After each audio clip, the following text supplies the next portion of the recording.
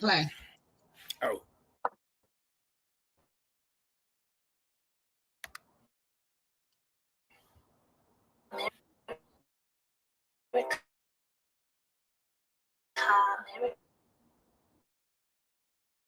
Playing with y'all pseudo. Oh, I'm sorry. Kill a nigga and I'm coming for your head. Pulling niggas up kind of butt for the pseudo shit they said. I'm gonna leave these street bad pseudo killers. Pseudo killers.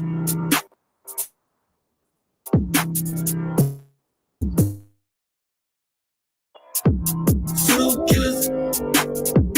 Mouth, big chest on platform, begging for some clout. Niggas ain't doing nothing, only scream and shout. It's a first round KO, I'ma knock these niggas out. Pseudo killers. Pseudo killers. Pseudo killers. Pseudo killers. Ain't no more running, you heard what he said. So reference scholarship, leave pseudos dead. 7,000 lion coming out the jungle, coming off that top rope, king of the royal rumble. Thriller in Manila, it's scholarships vanilla. And Deacon Riley running with another pseudo killers. Pseudo killers. Hey, now you a goof. Tore a nice shoe. Come up here, running your mouth, no archaeological proof. Pseudo killers. I'm a pseudo killer nigga, and I'm coming for you. All the niggas are kind of bugged. I'm a pseudo killer. Ain't no more running, nigga, I'm gonna fool your head. I'm a boogeyman to the pseudos. I'ma leave these feet fed. Pseudo killer. Kill.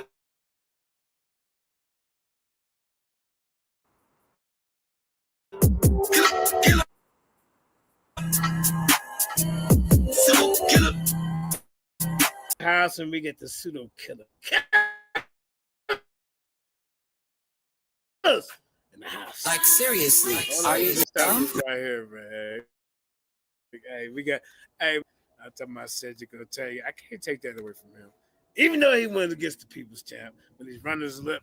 When I was in the war with goddamn Uncle West. You hear me, y'all? But goddamn, hey, guess what? The goddamn champ is back, and he coming for all y'all. He said, God don't exist, and science can prove it. And he dared any one of y'all after he get done with his information to step up. The other champion we got over here, and this is black man, he ready for you too. I'm just letting you know. Apostles of Quran, he ready for you. He ready for all y'all. All you Hebrew Israelites running around here, these goddamn space cadet goddamn outfits, he ready for you. I'm sitting on the sideline. I ain't got a dog in this fight right here, man. Because if I was in the fight, goddammit, it'd be something different. You hear me, said you could take? Peace, JJ. Peace. I want to say thank you for having me on the platform. Oh, so before we get to goddamn lines there, champion, the goddamn building, and shout out to the women's champion, DJ Genesis. We're going to get you in motion, Queen. We got to introduce the queen of the Lions there. I'm talking about Sister Karima. Go ahead. You already know what to do. If you like the information that's presented tonight, please hit the like. Subscribe to the YouTube channel if you haven't already done so. Share the information to your platform and friends. Thank you for tuning in.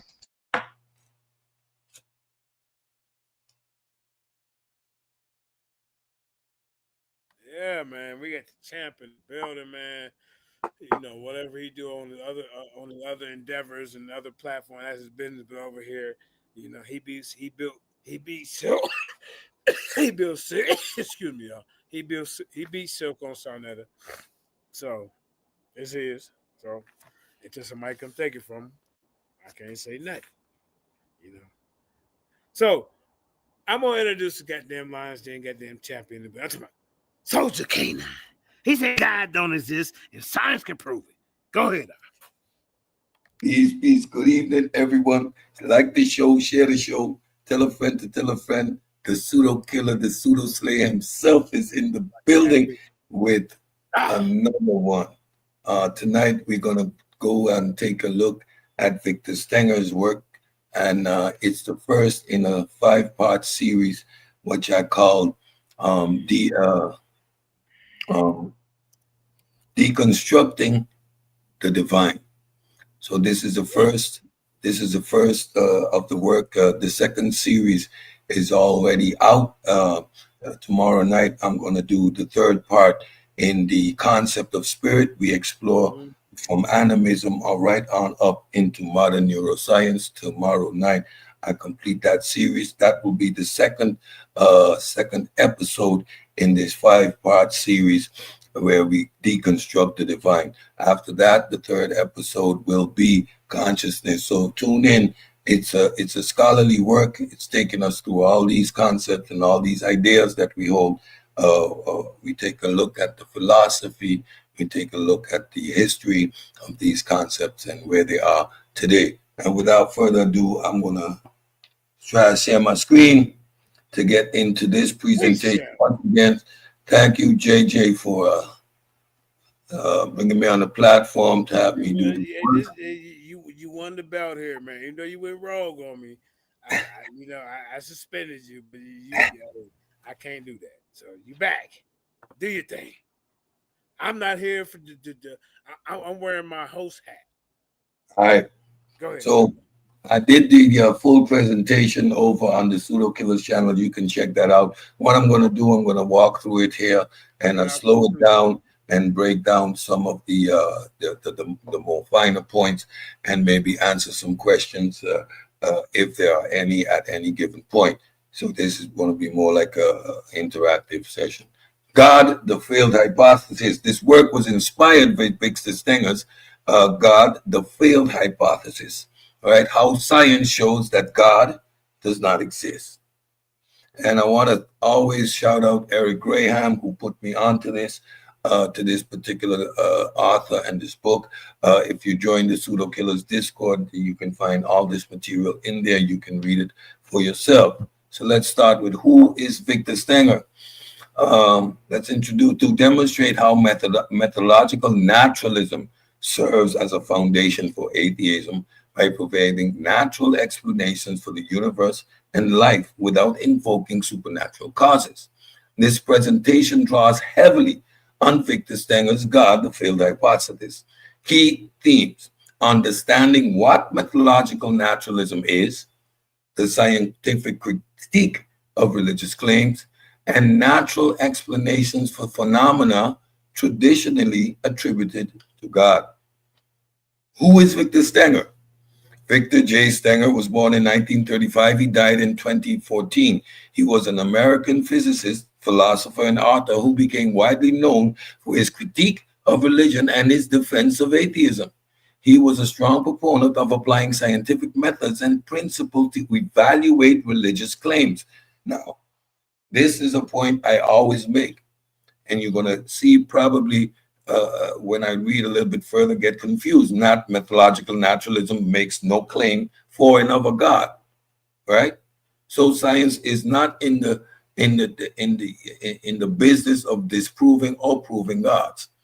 However, whenever a claim is made pertaining to reality, existence, life, the universe, we can always apply the scientific method to evaluate those claims. So I'm going to say this again. Science in itself makes no claim for another God. The title is a bit misleading, you see.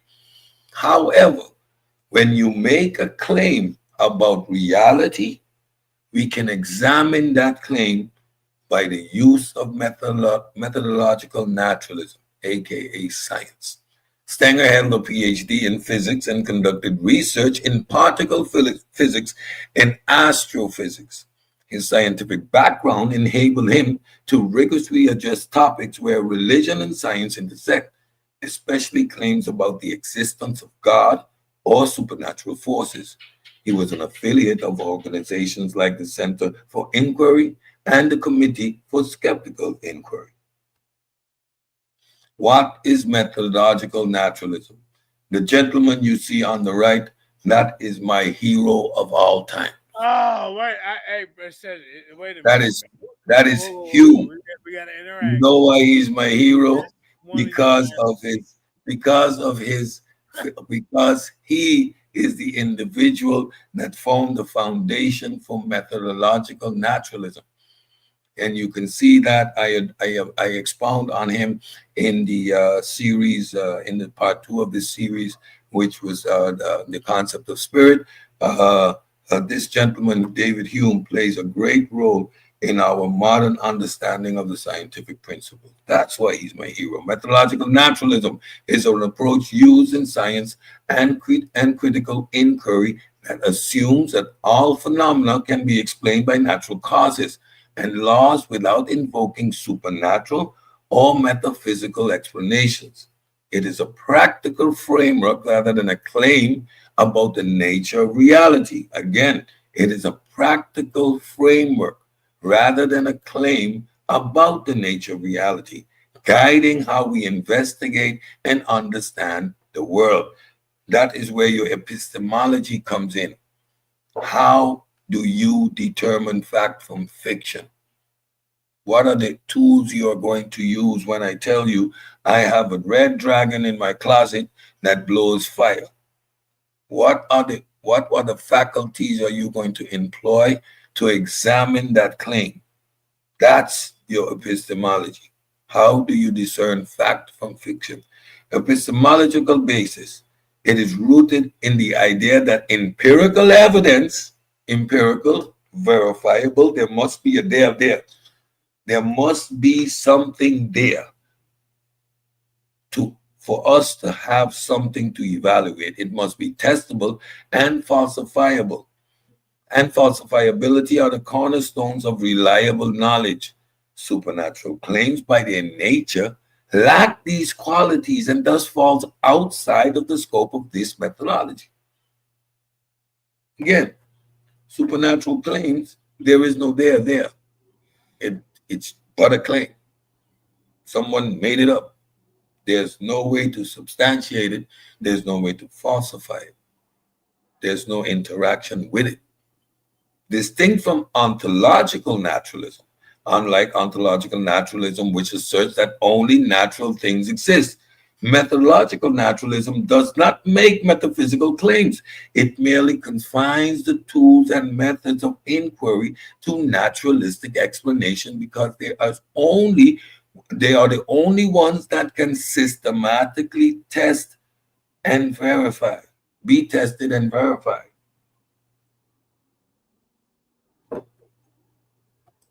Let us continue. What is methodological naturalism? Application in science. In science, methodological naturalism is a working assumption. For example, biologists studying evolution rely on natural processes like mutations, selection, and genetic drift to explain biodiversity without considering supernatural interventions. It's not very difficult. Neutrality towards worldviews. Now, this is the part where I want everyone to slow down and understand something. Methodological naturalism does not affirm or deny the existence of the supernatural. Nothing I'm doing here says anything about your belief system. It simply brackets it out of the Can I ask a scientific question on that investigation. part right there, Sid? Go ahead. Okay, so you said that methodological naturalism does not confirm or deny the existence of a supernatural power or creator. Did I take that in right or wrong? That was absolutely right. You're not going to use science to neither deny or confirm a God. Okay, keep What going. you use science for is to address the claims made about reality. So if you make a claim about reality, I can test your claim and see if it holds up with how the nature actually works. So when you say God made a man and you made the claim from the Bible, I'm going to use methodological naturalism to test that claim. And no, there is no way that a man was formed from dust and a woman was produced out of a rib. That story is completely false based on the understanding of Methodological evolution. naturalism. Exactly. I can test that claim. Neutrality towards worldview. So methodological naturalism does not affirm or deny the existence of the supernatural. It simply brackets it out of scientific investigation. Thus, it is compatible with a range of philosophical or religious beliefs. Thus, it is compatible with a range of philosophical or religious beliefs, as long as those beliefs do not demand supernatural explanation in scientific context. We go to hospitals that are called St. Jude, St. Catherine, St. Benedictus of whatever. There's a cross and a Jesus by the church, by in the hospital. There's a chapel in the hospital. But you know we are not gonna find God on the operating table. There ain't no prayers happening there. There are no incantations happening there. There ain't no Holy Spirit.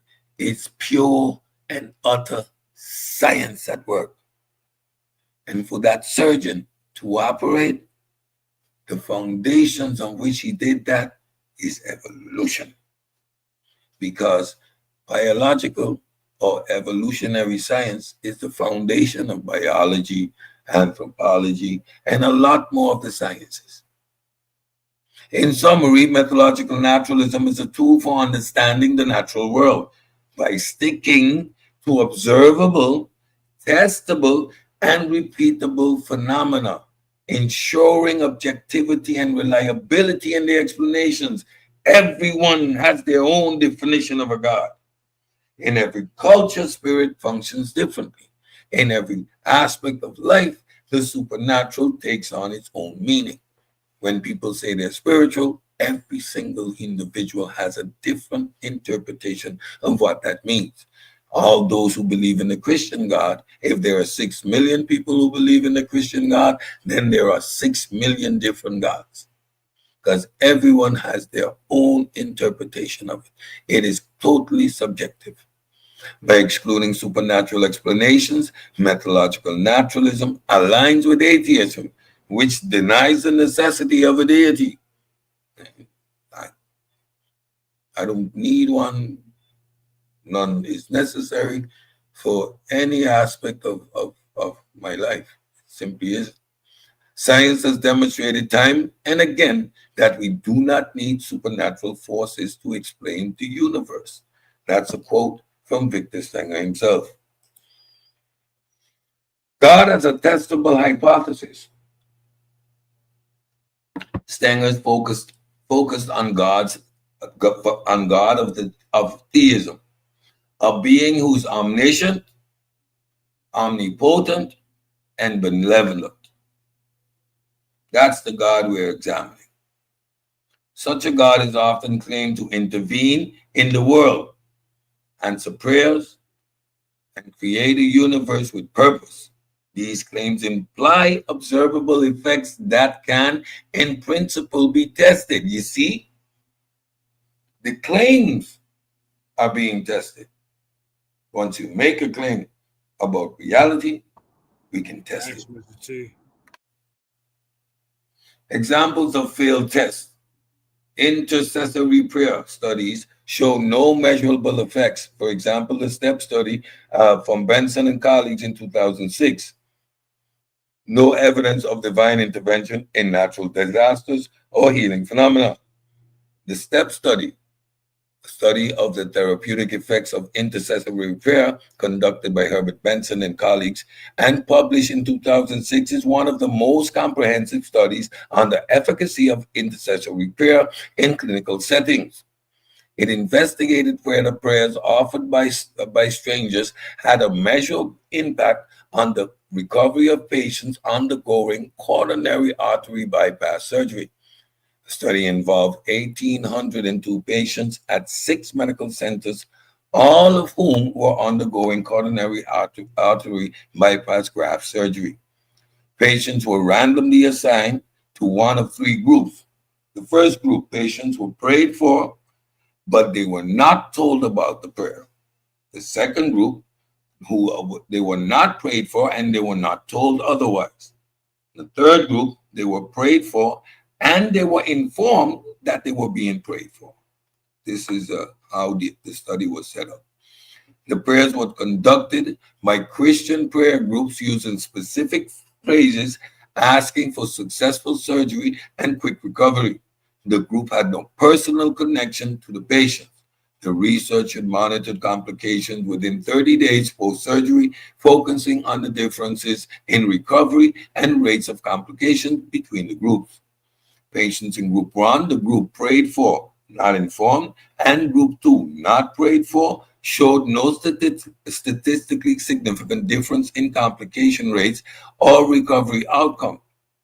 Intercessory prayer did not improve health outcomes when the patients were unaware that they were being prayed for. So you're being prayed for, you're not aware, and the prayer has no effect. So the fact that it is said that prayers are being answered becomes suspect, just a little bit.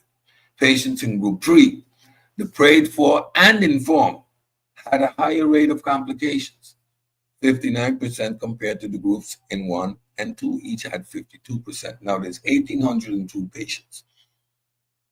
So you can't say that there was statistical error. These are hard numbers. This unexpected result led research to hypothesize that knowing that they were being prayed for may have induced performance anxiety or stress. The idea that I'm being prayed for, I'm a Christian, so I should get better, could have induced stress. Again, the result, unexpected result, led to hypothesize, and hypothesize led researchers to hypothesize. This is not stating this is concrete. Now they're formulating their why is this outcome.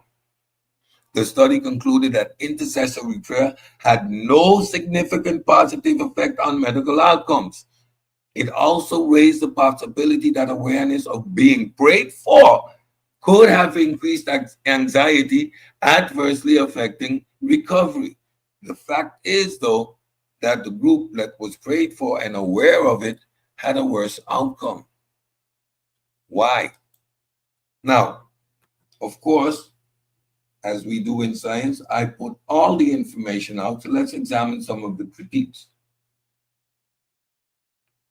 Critiques from religious communities argue that prayer is not a mechanical process and that isolating it from factors, for example, personal involvement, faith of the patient, misrepresents its nature. So, what they are saying is that even though you're being prayed for, maybe you don't have enough faith, or your personal involvement in being prayed for you is necessary. But this goes against the concept of intercessory prayer. It means that I can sit here and pray for JJ, and JJ should be able to get healed because I am praying for him. Seemingly, this does not work. The study focused on Christian prayer and specific phrases, ignoring other religious practices or forms of prayer. What other religious practices or forms of prayer? I'm arguing, but we don't get any further insight because, of course, it's hard to make an actual and factual argument. Hey, champ. Hey, Lions, champ. You know, I got my discussion champion that just called me, and he said that he want to come on. I'm talking about no other than Apostle Zakwan. See, so he don't like what you said up here, man. So we're gonna let you check a little bit. Can he build with you? Yeah, I agree. And can ask me questions. I'll respond and continue with the presentation. If you have anything, any actual pushback, if you can share your screen with some actual data, I'll appreciate it. However, if it's all about his emotions, then he just have to deal with the information. Yeah, we're gonna deal with the The information. step study, yeah, bring him up. The step study is often cited as evidence against the efficacy. Hold up, Sam. Discussion champion, go ahead and make your presence felt real quick. I'm gonna have to pass, Jake. You got to pass. Oh, you running off. Yeah. All right, man. All right, well, I'll talk to you later. I'll talk to you later. Peace. Decided to tell you don't come on. What's going on? All right. No, man.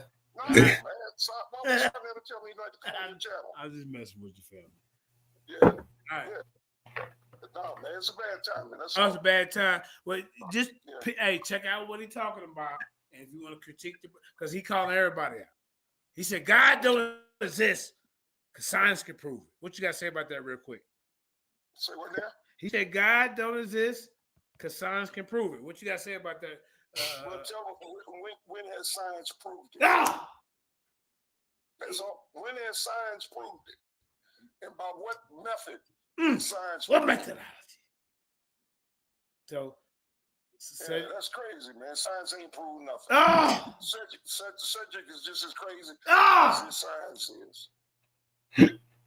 So, yeah, I don't have time right now. Yeah, right now, but hey, I tell you what, my discussion champion. See, we got different brackets over here. See, Apostle is my discussion champion. Yeah, but you just straw man me. If you play the video back from the beginning, discussion champ, you would see that that's a straw man because I never made that claim. Stop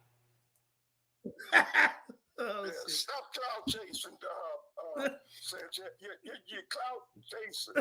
Stop it. Find something real to talk about. Champ against champ. And I might entertain you. Woo! But something real to talk about. Something real. Yeah, I know. All right, see. So my discussion champion, he's scouting you out. All right, champ. One of these days we might discuss Numbers 23 and how God helped the donkey to talk. If you want to discuss something real. Anyway, let me get back to what I was doing. The step study is often cited as evidence against the efficacy of intercessory prayer in clinical context. While it does not disprove the existence of God, let me say it again. While it does not disprove the existence of God, let me say it again. While it does not disprove the existence of God or the personal value of prayer, it challenges the claims that prayer has measurable external effects on physical health in controlled setting. It remains a landmark study in the intersection of science and religion and healthcare. You see how you get how easy it is to debunk certain claims, JJ. It's right up here on the slide. Absence of evidence as evidence of absence. I'm going to say it again. Absence of evidence as evidence of absence. When sufficient research fails to find evidence for a phenomenon, it is reasonable to conclude it does not exist. No evidence for cosmic fine-tuning, requiring a designer. Veiled claims of miracles, for example, delude his healing. Stenger's perspective is that the absence of detectable evidence of divine interaction undermines religious claims. So, JJ, you know that dude in high school that keep telling you he got a girlfriend? Yeah. But she lives out of state? And he's going to see her this weekend? Yeah. And then when you put up on him in town, he says, well, something came up and she had to go to her parents. And he's talking about this girlfriend, but you never see her. He calling all you goddamn Israelites. That's the absence of evidence, JJ. At that point, you say, man, stop it. You ain't got no girlfriend. You lying. Oh, man, I'm doing like that, said. One example showing the cosmic fine tuning does not require a designer is the anthropic principle. In conjunction with the multiverse hypothesis, these concepts provide natural explanations for the observed conditions of the universe without invoking a supernatural designer. The anthropic principle states that the universe's physical constants and laws appear fine tuned for life simply because we exist to observe them. If the universe were different, we wouldn't be here to notice it. This principle reframes fine tuning as an observable bias, as an observational bias rather than evidence of design. For example, a fish observing that living in water might conclude that this environment is finely tuned for aquatic life. But this is simply because a fish could not exist in non-aquatic environment. Similarly, life could only arise in a universe with conditions suitable for life. Let's listen to what the anthropic principle is.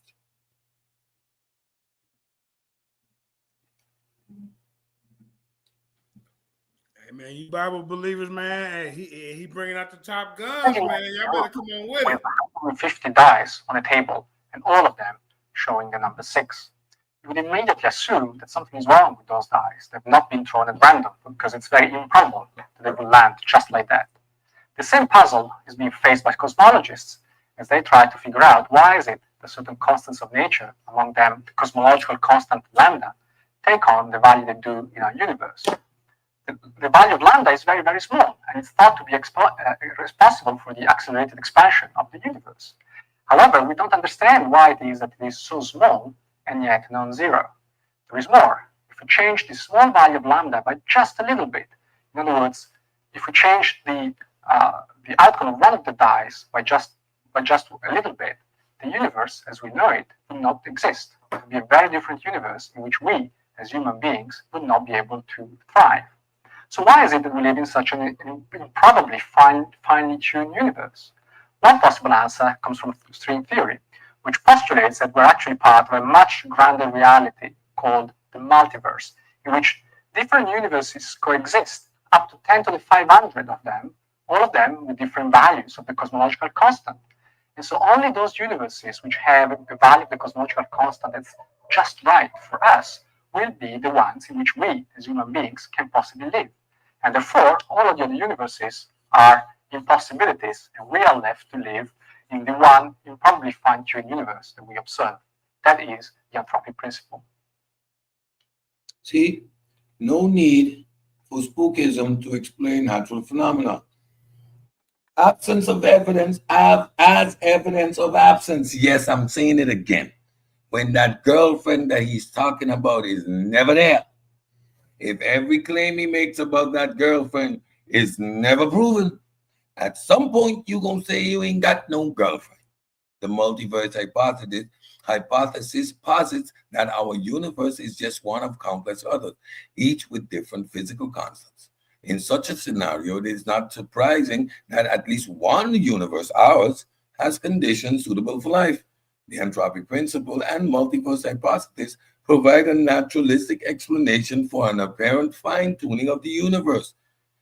These frameworks eliminate the need for a designer by showing that life friendly conditions can arise as a matter of probability and observational bias rather than intentional design. Take a listen. Well, there are many ways to the multiverse. Maybe a good place to start would be what I consider the simplest of all, which is to imagine the possibility that space goes on infinitely far, right? If you were to get into a rocket ship and head out into the cosmos, would you at some point hit a brick wall? No, most of us don't think that's the case. Would you circle back to your starting point, like what would happen on Earth's surface if you took a similar journey? That's possible. Or would you simply keep on going forever? We don't know, but let's take that third possibility seriously. If we do, there's a startling conclusion, and it's simply this. You and I are just the configuration of particles, as is the Earth and the Sun and so forth. If the configuration of particles repeats someplace out there in the cosmos, it means all that we know is repeating. Yeah, I know.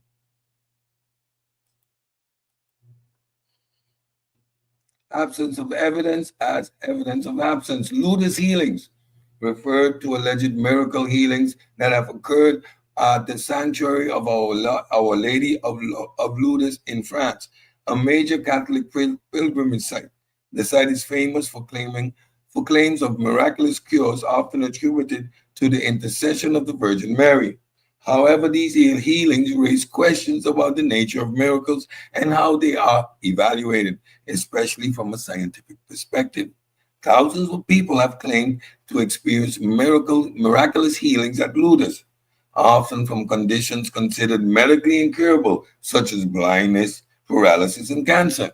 The Lourdes Medical Bureau, which investigates such claims, has officially recognized 70 verified healings as miraculous. Though this number is small compared to the thousands of claims made over the years. The Lourdes Medical Bureau, established in the earlier 20th century, carefully scrutinizes claims of healing through a rigorous medical process. To be classified as miraculous, the healing must meet several criteria. The disease must have been diagnosed by medical professionals. The person must show no signs of the disease after healing. There must be no natural medical explanation for the healing. Spontaneous remission. Some skeptics argue that the healings are examples of spontaneous remission, which is a well-documented but poorly understood phenomenon where disease such as cancer suddenly improve or disappear without medical explanations. The placebo effect, the psychological impact of relief, prayer, and and intense emotional environment at Lourdes might play a role in improving patients' health, especially in cases of conditions influenced by stress or mental health, for example, chronic pain or certain psychosomatic disorders. Confirmation bias. Pilgrims seeking miraculous cures may focus on healing that fit their expectations and ignore the vast majority of cases where healing does not occur, contributing to the perspective of miraculous outcome. Sorry.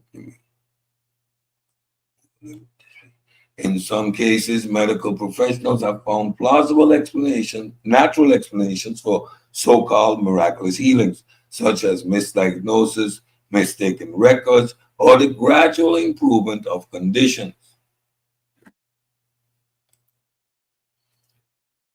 From a theological standpoint, believers may view these healings as sign of divine intervention and expression of God's will, or the manifestation of faith. For Catholics, the miracles at Lourdes are considered acts of grace, demonstrating the intercession of the Virgin Mary on behalf of the faithful. Now, if you ain't Catholic, you ain't buying it, right? Virgin, she was never a virgin. If you're a Hebrew, she was never a virgin. So are these people lying? Are they being healed? Is it the virgin? Isn't it the virgin? Unfalsifiable, unprovable. While the scientific method requires evidence that is testable and repeatable, the nature of miracles, by definition, rare, extraordinary events that not easily fit into the empirical framework. The problem of testing miracles lies in their singular nature, making them difficult to analyze systematically. You see how honest scientific research is? Again, you see, we're not saying God didn't exist, miracles aren't true. My skepticism. There are other explanations. The Lourdes healings remain controversial from a scientific viewpoint. While some cases are acknowledged as unexplained, most healing can be accounted for by natural causes such as spontaneous remission or the placebo effect. From a religious perspective, these events are often viewed as acts of divine grace, but their classification as miracles depends on one's faith, not on empirical scientific evidence. The phenomena highlights the tension between personal belief and scientific skepticism when it comes to extraordinary claims. So we don't buy it. That's what we're saying. Doesn't hold up to scrutiny. I'm not saying doesn't exist, not true, can't prove it. It's anecdotal, it's untestable, unverifiable. So I remain skeptical. That's not evidence. Understand the context. Realize there's no pushback. The big natural explanations for the universe, the Big Bang and cosmology. The traditional claim that the universe requires a creator to explain its origin is rooted in the cosmological argument, which argues that everything that begins to exist must have a cause, and that that cause is often attributed to a creator, typically God. Typically God. This argument has been central in various theistic, philosophical, and religious traditions. However, this claim is increasingly challenged from a scientific, philosophical, and logical perspective. The traditional claim often begins with the principle of causality, which asserts, which asserts, which asserts, which asserts that everything that begins to exist has a cause. Since the universe began to exist according to the Big Bang Theory, it must have had a cause, which is typically identified as a creator. The argument posits that there must be a first cause, something that exists without being caused itself. That explains the origin of the universe. This first cause is usually defined as a necessary, uncaused, eternal being, often identified as God. This is asserted. All of this is simply asserted without being grounded in anything. Even the causality claim is an assertion. Even from a philosophical position, this is being challenged. The special pleading here is off the chain. Causality would include causality for God. However, when it comes to God, causality stops. Huh. Make it make sense. You cannot hold that argument and simply assert and determine ad hoc where you want that assertion to end. If God doesn't need a cause, why would the universe need one from a naturalistic perspective? The modern cosmology, particularly the Big Bang Theory, suggests that the universe had a beginning approximately 13.8 billion years ago. However, the theory does not necessarily require a creator. The origins of the universe can be described in terms of natural law, like quantum mechanics, which allows for spontaneous creation of particles and energy from a quantum vacuum. Some physicists, such as Stephen Hawking, have argued that the universe could have emerged from nothing, quote unquote. Now, what's the next sentence? Through quantum fluctuations. I'm not saying nothing. Nothing is a relative term. Nothing, quantum fluctuations. So these fields, quantum fields, exist in the so-called nothingness without the need for a creator. So when we say nothing in scientific terms, we are not talking about the illusion of nothing. From the moment you say nothing, you're actually identifying something. It is not even a sound philosophical concept, nothingness.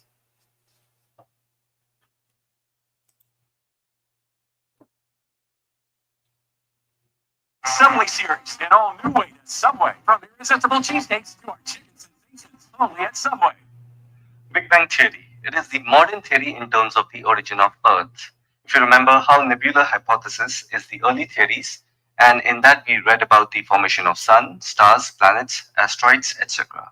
In Big Bang Theory, scientists decided, let's look at the larger picture. Let's find out how the universe came into existence. So whenever you hear the word Big Bang, you must immediately recollect that it is about the expanding universe hypothesis. So basically, it is an effort to explain what happened at the very beginning of our universe.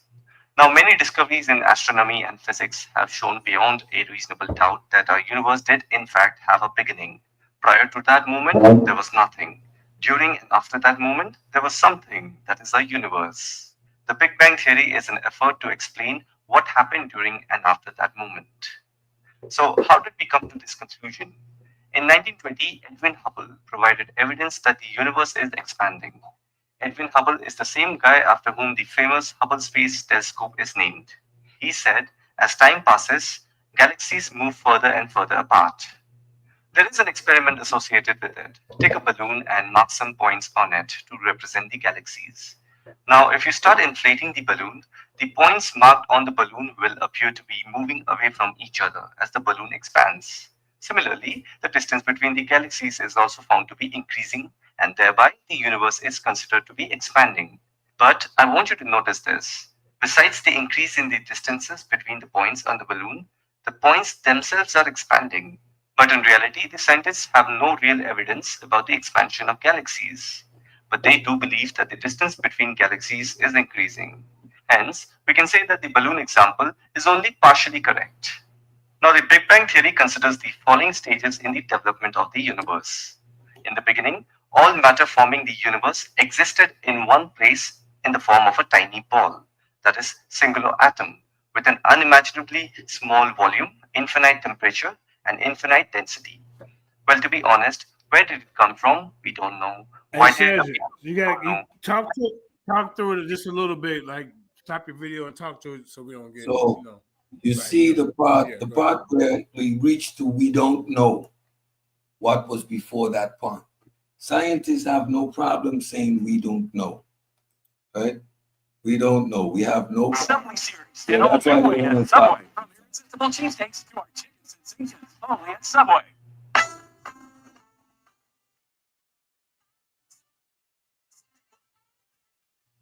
Big Bang Theory. Distance between galaxies is So this is here when we talk about the distance between galaxies, we look at the red shift and the blue shift. The reason our sky appears blue is because when the rays of the sun leave when they travel towards Earth, the blue spectrum is the first of the spectrum to hit our atmosphere. That's why our sky appear blue. When you're up there, it's nothingness. There is no color. The water appears blue for the same reason. However, water is colorless. So these are the reason that the red and the blue shift. So when we look into the sky, we can actually see that red shift of planets and space matter moving away from us. That is uh, that expansion that Hubble observed. increasing. Hence, we can say that the balloon example is only partially correct. Now, the Big Bang Theory considers the following stages in the development of the universe. In the beginning, all matter forming the universe existed in one place in the form of a tiny ball. That is, So one of the misconceptions about the Big Bang Theory is that there was an explosion. There was no explosion. There was no point that there was a nothingness. All of the energy and all of the matter that was produced later on was in the singularity, all within that dense, hot, infinite state, right? Why we call it infinite is because the four fundamental forces break down at this point. Our calculations do not go beyond this point. So that's why the E comes behind the equation and we get that infinite, right? So that's where that concept of infinite comes from. These are mathematical and scientific terms. So let us continue with the video. singular atom with an unimaginably small volume, infinite temperature, and infinite density. Well, to be honest, where did it come from? We don't know. Why did it appear? We don't know. We don't know. We do not know. Get comfortable with that idea. It is so contrary to human nature. We always want an explanation. This whole endeavor of science is to get answers. However, to get answers, you must be comfortable saying you do not know. No need to make it up. You continue to search for the answers. You continue to experiment. There's no need to deposit or posit a God. There's no need for a quick solution. However, because even positing God, the question still remains how. So this is why we're comfortable saying we do not know. I don't need to make anything up. I simply do not know. This is where the God of the gaps argument comes in. Yeah, well, there must have been a God. You can assert that. And as a scientist, I just simply have to say I do not know. Because you have no evidence for that assertion that you're making. That's a supernatural claim for which you have no evidence. It's your belief at play then, only to appease your human desire and necessity to know. We don't know. It is thought to exist at the core of black holes. Black holes are areas of intense gravitational pressure. The pressure is thought to be so intense that finite matter is actually squashed into infinite density. It's a mathematical concept which truly boggles the mind. Now, in the second stage, this tiny ball exploded violently. This led to a huge expansion. The universe that we know was born. Time, space, and matter all began with the Big Bang. In a fraction of a second, the universe. Time began with the Big Bang. Concept of time began with the Big Bang. So questions like what was before are philosophically flawed. There is no before. Our concept of time starts with the Big Bang. So to question what was there before is a philosophically flawed question. How are you going to ask me before time began? There is no before if there is no time. I know, slow down. I'm going to say it again. It is philosophically flawed to ask what was before the Big Bang. The concept of time started with the Big Bang. There is no before if you didn't have time. Yeah, I know. The universe grew from smaller than a single atom to bigger than a galaxy. And it kept on growing at a fantastic rate. It is still expanding today. It is now generally accepted that the event of Big Bang took place 13.7 billion years before the present. Now, within the first second of the Big Bang, some energy was converted into matter and antimatter. These two opposite types of particle largely destroyed each other, but some matter survived. More stable particles called protons and neutrons started to form. Protons are positively charged and neutrons are negatively charged particles. Over the next 3 minutes, the temperature dropped below 1 billion degrees Celsius. It was now cool enough for the protons and neutrons to come together, basically attract, to form hydrogen and helium nuclei.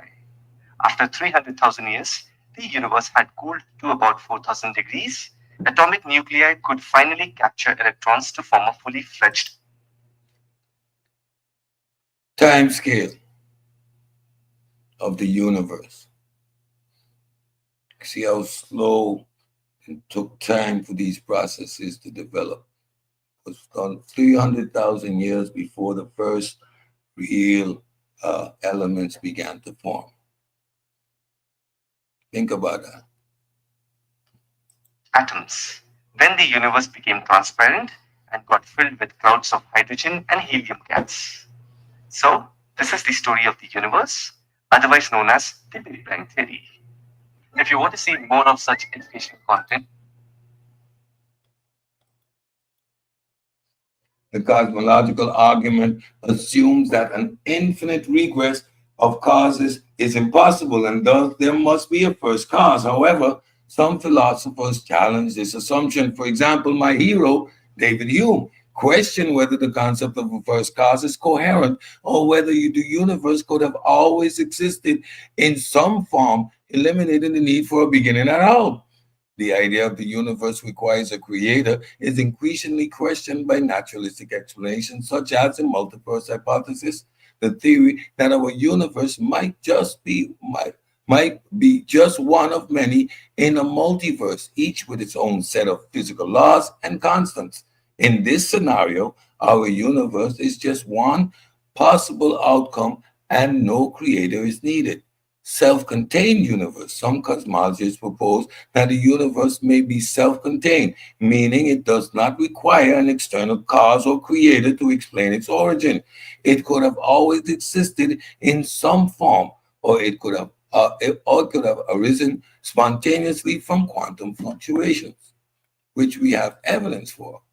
The argument that the universe must have a cause raises the question, if everything have a cause, why doesn't God also require a cause? Special pleading. Some proponents of the cosmological argument suggest that God is a necessary being who exists outside the laws of causality. How do you propose that? What evidence do you have to support this assertion of a necessary being? What is necessary about it? Your feelings? Thousand parts, real quick, Cedric. I gotta run to the store to get something to eat. My wife hungry. So Karima gonna hold it down with you. All right? All right, no problem. Yeah, bet. However, critics argue that this raises additional metaphysical challenges, such as why the necessary being God doesn't need an explanation like everything else does. Some philosophers, like William Rowe, argue that invoking God to explain the universe's origins only shifts the problem from explaining existence to God, making the claim less satisfactory. The traditional claim that the universe requires a creator to explain its origins faces significant challenges from both scientific and philosophical perspective. While the cosmological argument remains an important aspect of theistic thought, naturalistic explanations such as quantum mechanics and the multiverse hypothesis offers alternatives that do not invoke a creator. The question of whether the universe requires a creator ultimately depends on one's worldview, and the debate is ongoing in both philosophical and scientific communities. Victor Stenger argues quantum mechanics allows something to come from nothing. Indeed, something will come from nothing because nothing is the more unstable state. Naturally, quantum mechanics shows that particles can arise spontaneously from a vacuum. In quantum mechanics, the vacuum is not an empty nothingness space, but rather a state of minimal energy, full of quantum fields. Even in this vacuum state, the fields still fluctuate due to the uncertainty principle, which states that there is always some inherent uncertainty in energy and positions at very small scale. According to the Heisenberg uncertainty principle, pairs of particles and antiparticles can spontaneously appear and annihilate each other in a vacuum. This process is called quantum fluctuations. Although these particles exist only for a very short time, on the order of the Planck time, their existence can be measured indirectly, such as through the Casimir effect or radiation from black holes, the Hawking's radiation. An example of spontaneous particle creation is the Hawking's radiation around black holes. Stephen Hawking proposed that virtual particle pairs are created near the event horizon of a black hole, where one particle falls into the black hole and the other escapes, becoming real radiation. This theoretical prediction was later confirmed through indirect evidence and is an example of how particles can emerge from what we perceive as a vacuum.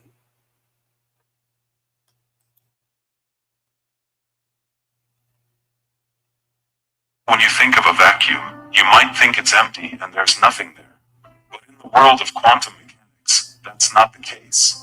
The vacuum is actually filled with virtual particles that are constantly fluctuating in and out of existence due to fluctuations in the vacuum energy. So what does that mean for us?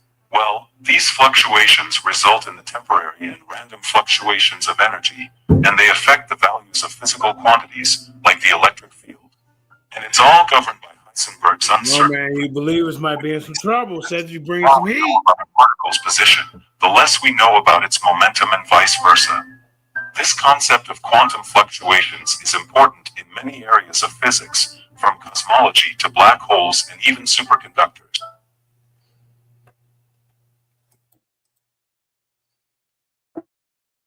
Max Tegmark's multiverse hypothesis is a framework that categorizes the concept of multiverse of multiple universes into this four distinct levels, each with increasing degrees of complexity and abstraction.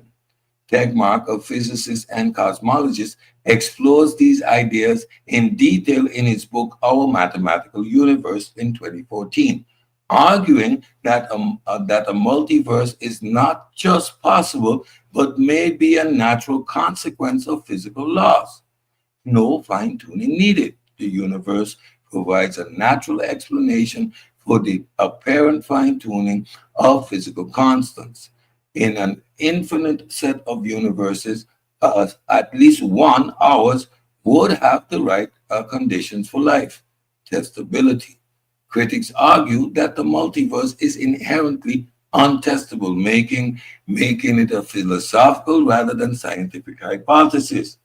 Tegmark counters that indirect evidence such as eternal inflation supports some level of the multiverse. You see, even within science, the debate is ongoing. Yes, we have no testable data. However, the mathematics that are used to predict the multiverse all are within the realm of the four fundamental forces. And that is how this argument or this hypothesis has a lot of weight. However, there's no testable data to support it. That's a fact. Existential perspective. Text Mark's hypothesis radically changes how we think about reality, suggesting that our universe is just one among countless others, challenging notion of uniqueness and centrality. Mathematics as reality. The level 4 multiverse shifts the boundary between physics and philosophy, suggesting that the nature of existence is purely mathematical. Max Tegmark's multiverse hypothesis organizes the concept of multiple universes into four hierarchical levels, each grounded in different aspects of physics and mathematics.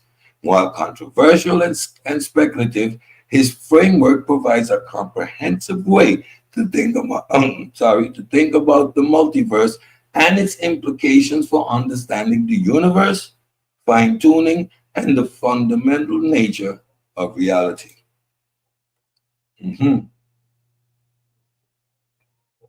This is stuff that gets everybody nervous.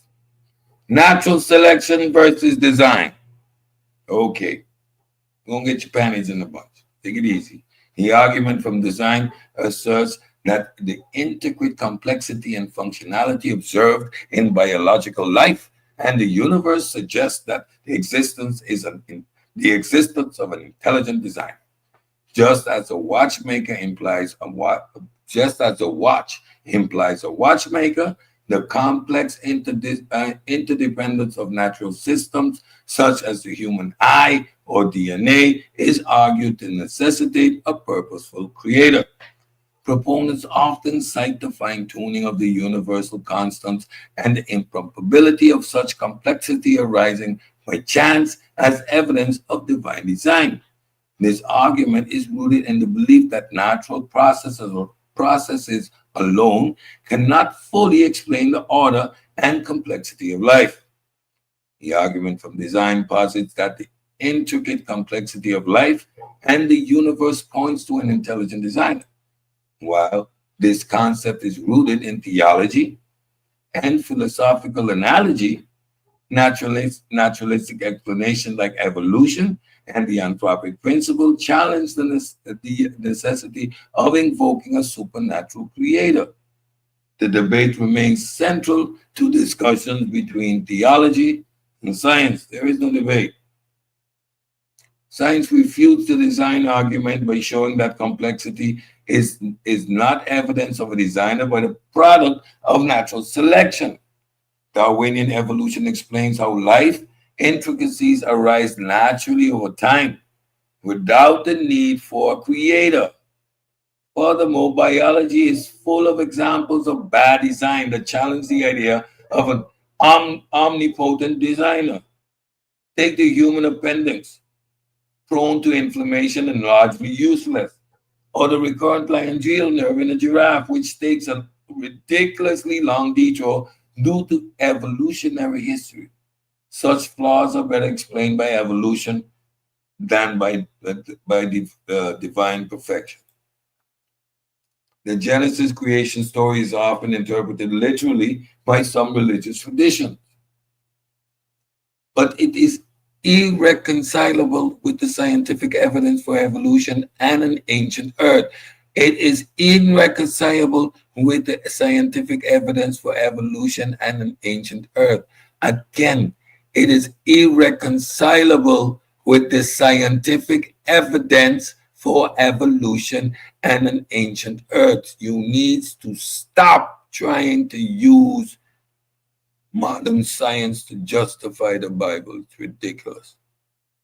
Here's how the two conflict with illustrations of key points of contention. Let's go.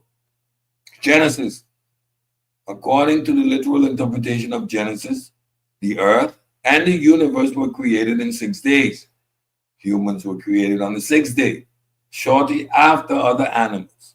The earth is often interpreted by young earth creationists to be around 6,000 to 10,000 years old based on the biblical genealogy. Scientific evidence. The earth is approximately 4.54 billion years old, y'all, as determined by radiometric dating of rocks and meteorites.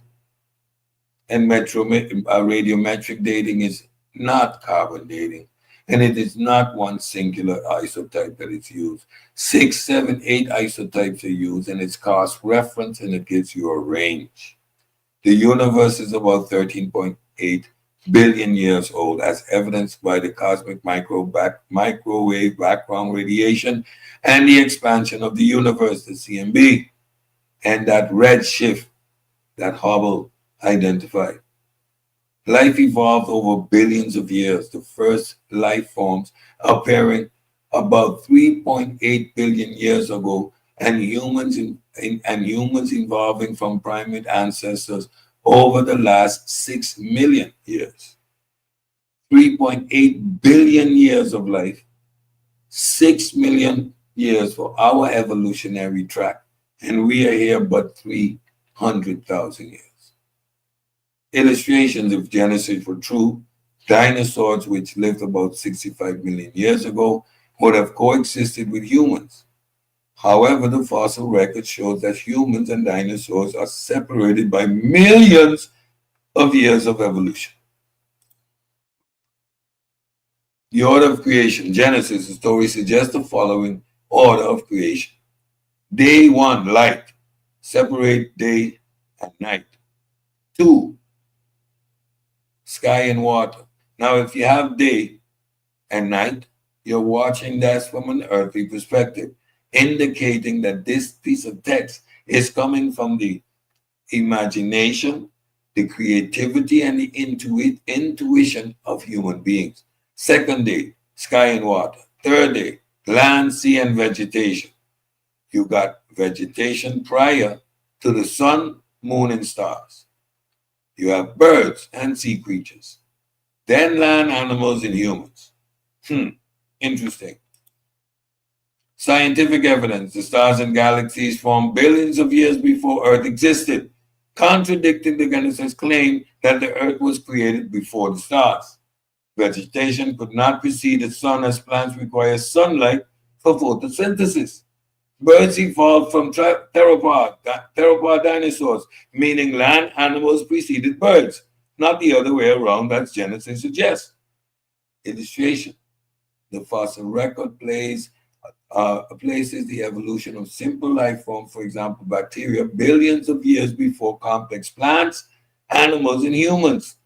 Genesis suggests vegetation and humans appeared almost simultaneously, which is inconsistent with scientific findings. It just doesn't, no, don't do it. How was the first star formed? Gravity slowly shepherded the densest regions of hydrogen gas into compact clouds, which ultimately collapsed to form the first stars. When these primordial stars first began shining within the pitch-black void, they blasted the surrounding hydrogen gas with ultraviolet radiation. And that gives us the answer to. Let's continue. Origins of humans. Genesis. Humans were created in their current form from dust, Adam, and the rib, Eve, by divine intervention. This suggests that humans are special creations separate from other animals. Scientific evidence: humans share a common ancestor with other primates, as shown by the fossil record and genetic evidence. For example, humans share about 98 to 99% of their DNA with chimpanzees. Transitional fossils like Australopithecus africanus, for example, Lucy and Homo habilis, show a gradual evolution of hominins over millions of years. The genetic similarities between humans and other primates is evidence of common ancestry. This directly contradicts the claim of Genesis that humans are uniquely created without evolutionary precursors. Just doesn't hold up. Genesis creation occurs through divine fiat. Fiat means by word of mouth, let it be. With God speaking into existence, for example, let there be light. Life forms appear fully formed with no indications of gradual change. Scientific evidence: evolution occurs through natural selection, mutations, genetic drift, and other mechanisms over vast timescales. Fossil evidence shows gradual transitions between species, such as fish evolving into theropods or reptiles evolving into mammals and birds. The discovery of transitional fossils like Tiktaalik, a fish theropod intermediary, illustrates gradual evolution, contradicting the Genesis claim of fully formed species appearing spontaneously. Genesis, the flood story, Genesis 6 through 9, is often invoked to explain geological layers in the fossil record, claiming a global flood buried organisms in layers. Scientific evidence: fossil layers are ordered according to age, with simpler organisms in the older strata and more complex organisms in the newer layers. This order reflects evolutionary history, not a sudden global flood. Geological features like the Grand Canyon and sedimentary layers are formed over millions of years through erosion and deposition, not a single flood event. Marine fossils found on top of mountains, for example, the Himalayas, are explained by plate tectonics and not a global flood as described in Genesis. The Genesis creation story is irreconcilable with the scientific evidence for evolution and an ancient Earth.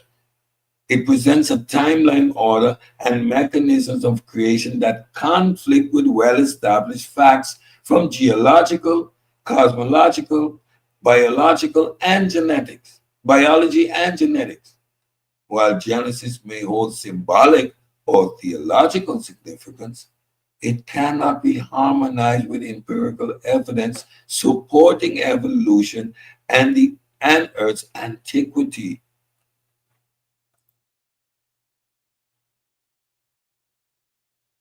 Subway series, an all new way to Subway. From irresistible cheesesteaks to our chickens and pizzas, only at Subway.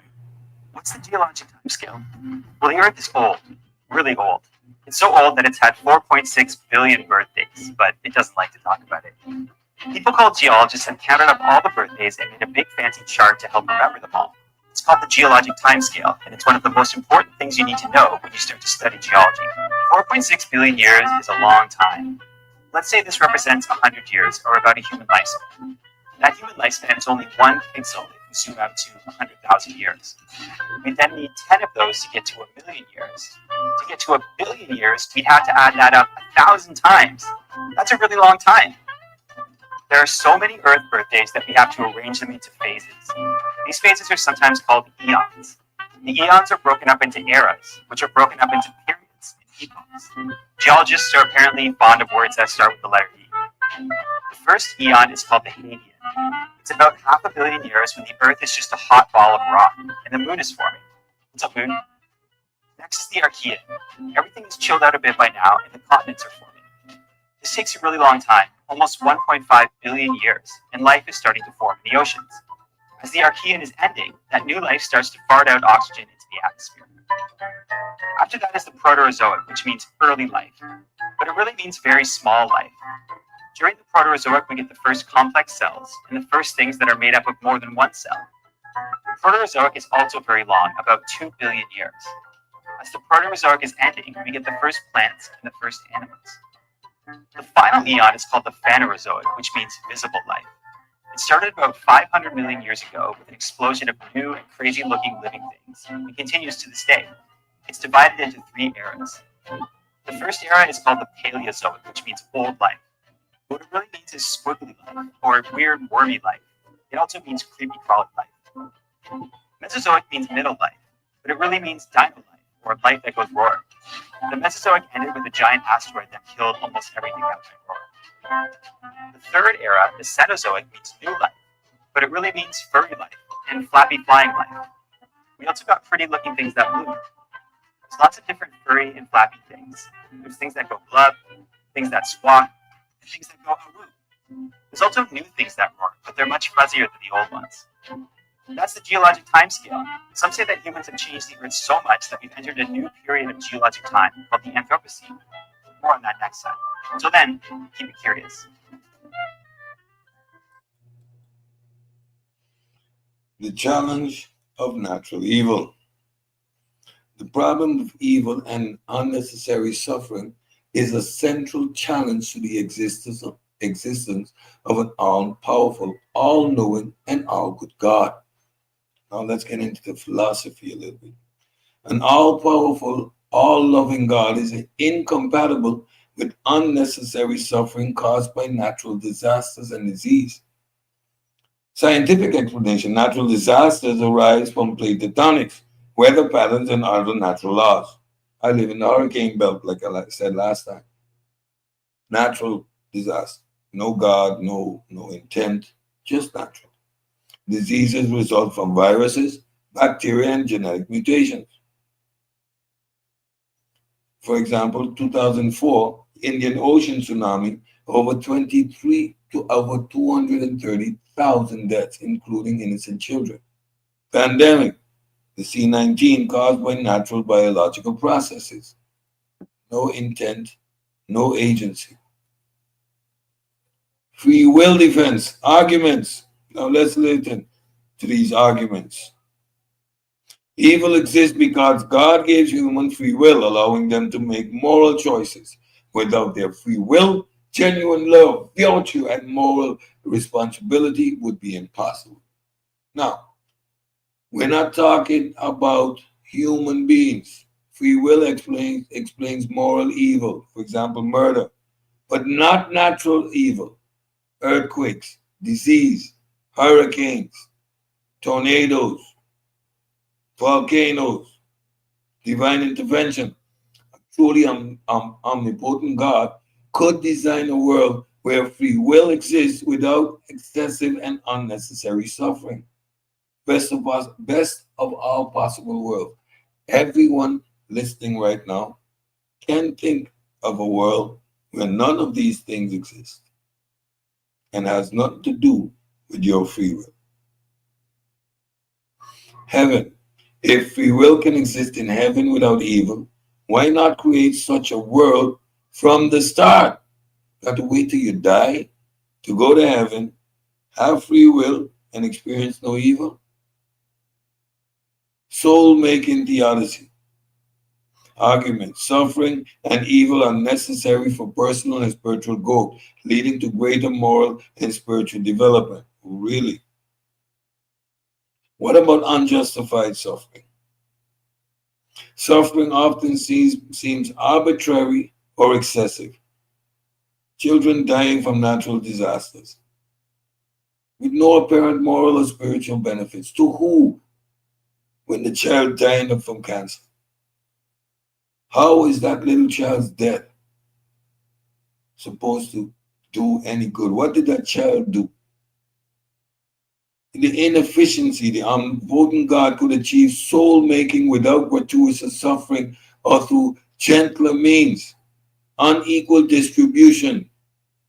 Why is it that particular, if the suffering was necessary to build character, the suffering would have been a systematic and shared equally amongst human beings. It would have been inherent to human nature. But the disproportionateness of the suffering that people experience brings that into question. Why does suffering vary so drastically among individuals and cultures?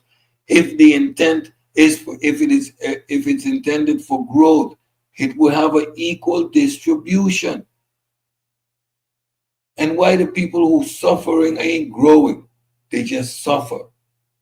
Punishment for sin.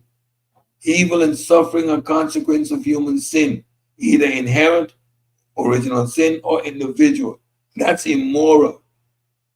To consider my baby being born and inherently sinful for something that Adam did, which is not part of any tradition or any culture, have anything to do with our existence or his existence.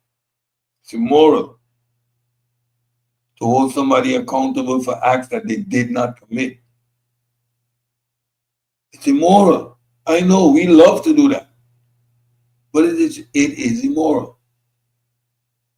Disproportionality, the punishment often appears excessive or indiscriminate. For example, innocent children suffering, natural disasters.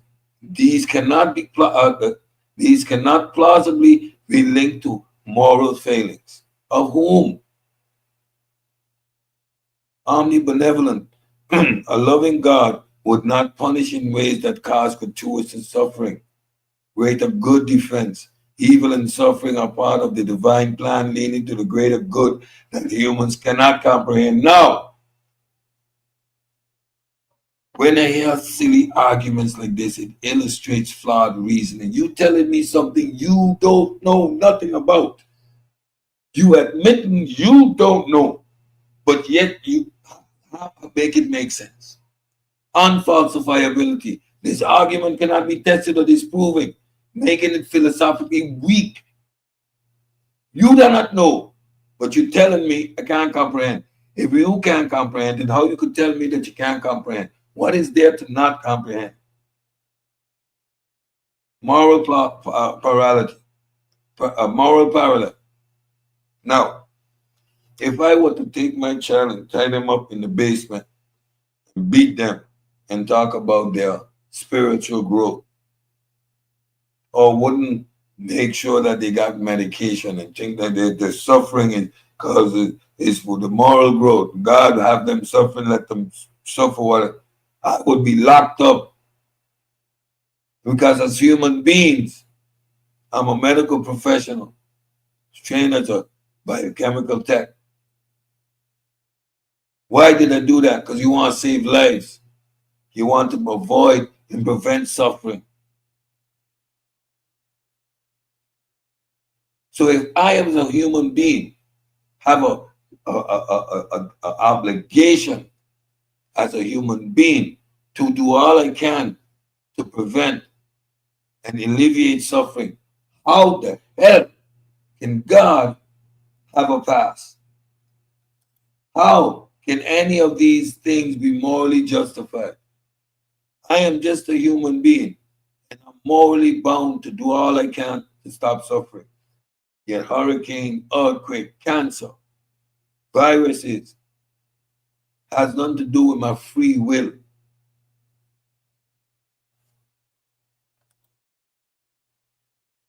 Best of all possible worlds. This is where you allow your philosophical thought to step in. Close your eyes, 2 seconds, bam. Think of a better world. There, you had it done. You're better than God. You are already better than God. Within 2 seconds, you have already thought of a better possible world. God created the best possible world that balances free will, growth, and the potential for good with the inevitability of evil. Well, give God the all powerful then. Because you and I can sit right here and imagine a better possible world with eliminate those evil. But God couldn't. He doesn't have that much of an imagination.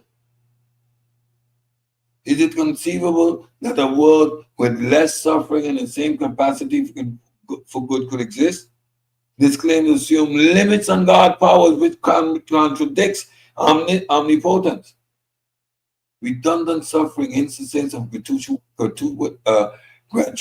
suffering, for example, extinction events, diseases, seem unnecessary even in this framework. Of all the life that existed, 99% have already gone extinct. Every last hominid group has gone extinct. Only us are still here for now. Human cannot fully comprehend God's reason for permitting evil. God's plan is beyond human understanding. However, this moral obscurity undermines our ability to understand or trust God's moral goodness. The inconsistency in apologetic claims to know God's reasoning for every other action. For example, creating humans by invoking mystery only, but invoke mystery only when faced with evil. When it comes to this evil and you're faced with a problem of evil, when God works in mysterious ways, son, I wouldn't know how to tell you, but you got to leave in God's hands and pray, and God gonna show you clarity, but God knows best. But God created Adam and Eve, and He did it that way, and He did it that way, and He created the universe, and you know exactly how He did that. You got donkeys talking, you got snakes conversating in the garden, you know all that. But when it comes to defending how the hell we got all this evil, pun intended, where is son, when God, mysterious, hey, hallelujah, pray. No, no, no, no, no. It does no, no, no, no. Stand your ground now. Your God is omniscient. You can think of a better word. You, right there, right there. Logical problem of evil. If God is omniscient, omnipotent, and omnibenevolent, evil should not exist. The coexistence of such a God with evil is logically incoherent. The evidential problem of evil. The sheer quantity and intensity of apparently gratuitous suffering makes it unlikely that an all-good, all-powerful God exists. Moral arguments against God allowing preventable suffering is morally indefensible. If humans have a moral duty to alleviate suffering, then why doesn't God? Any argument you're going to have with me, you're going to need to answer that question. Because you know you have a moral duty, a moral obligation. Then why? If you can't answer that question, then there ain't no debate. There ain't no conversation. That's the question you got to argue. And when you realize that it's logically incoherent, you're going to realize that these attributes given to a God are indeed arbitrary, logically impossible with reality. Atheistic naturalism. Suffering is better explained by a godless, indifferent universe governed by natural processes rather than a benevolent deity. The Bible depicts God as a loving and just. Psalms 103 verses 8 and 1 John chapter 4 verse 8. Indiscriminate suffering contradicts this depiction.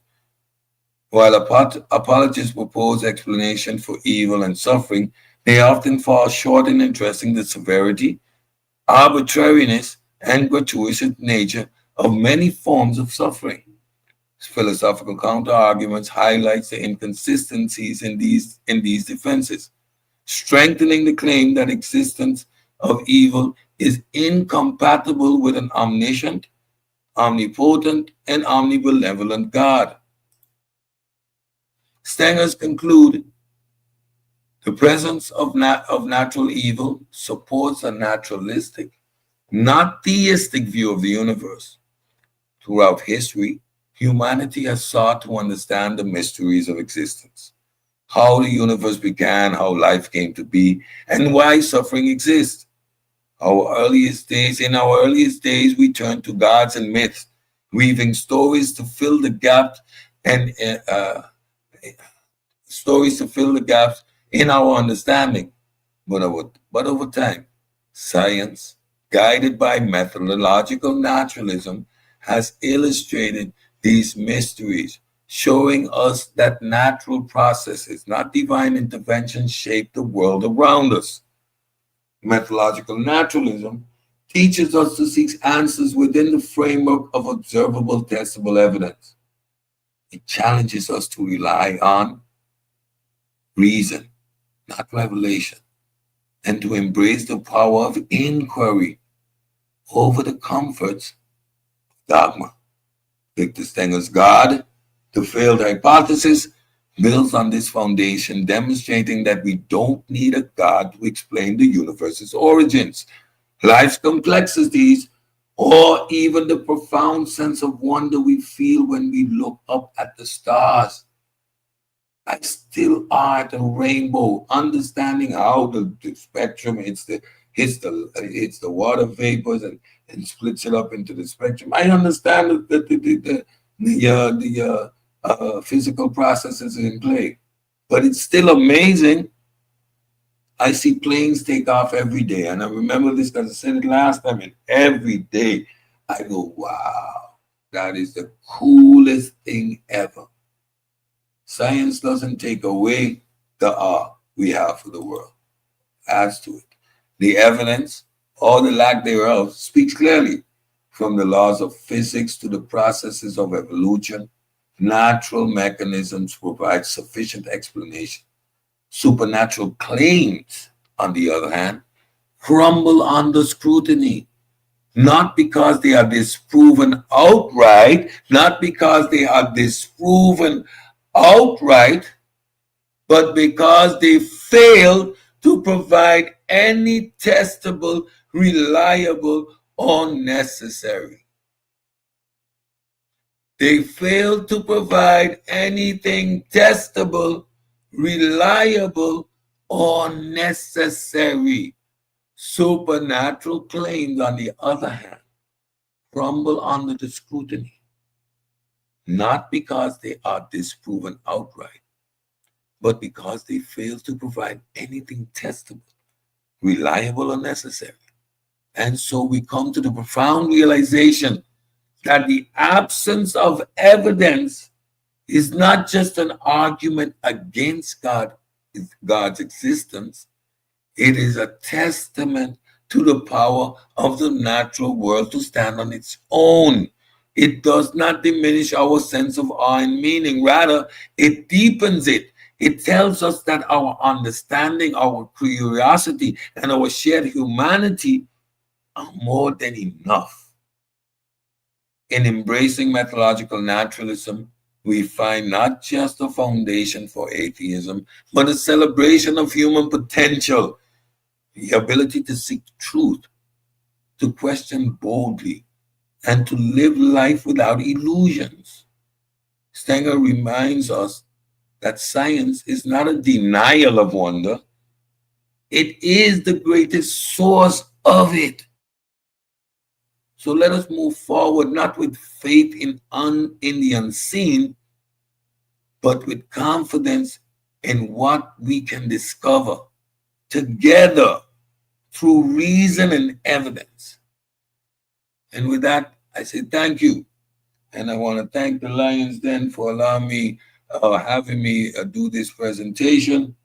To stop sharing my screen.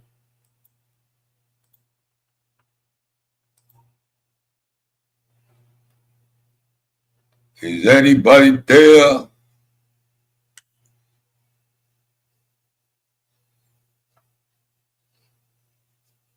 I'll stick around for just a little bit. It's a little late, and I need to get to bed because I got to work in the morning. Yeah, I'm here. JJ? He just stepped out, so I don't think he got back yet. Yeah. So it's all there. There's a whole bunch of information, but it didn't prove nothing. Anyway. Oh yeah, Solo wanted a link. I got you. Hold on.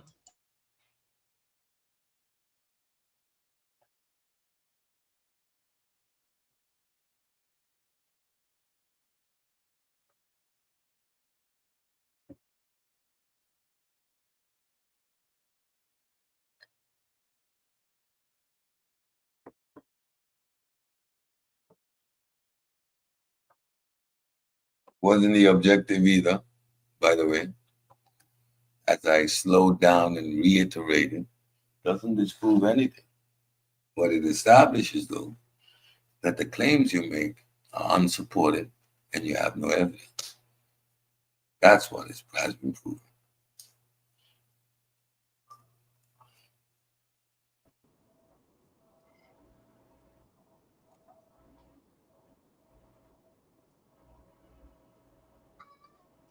Hey, Yeah. Sola. Hey, hey, what's going on? What do you saying? What do you saying, son of mine? Just listening to your heathen rhetoric, man. You will be fuel for the fire on the day of judgment.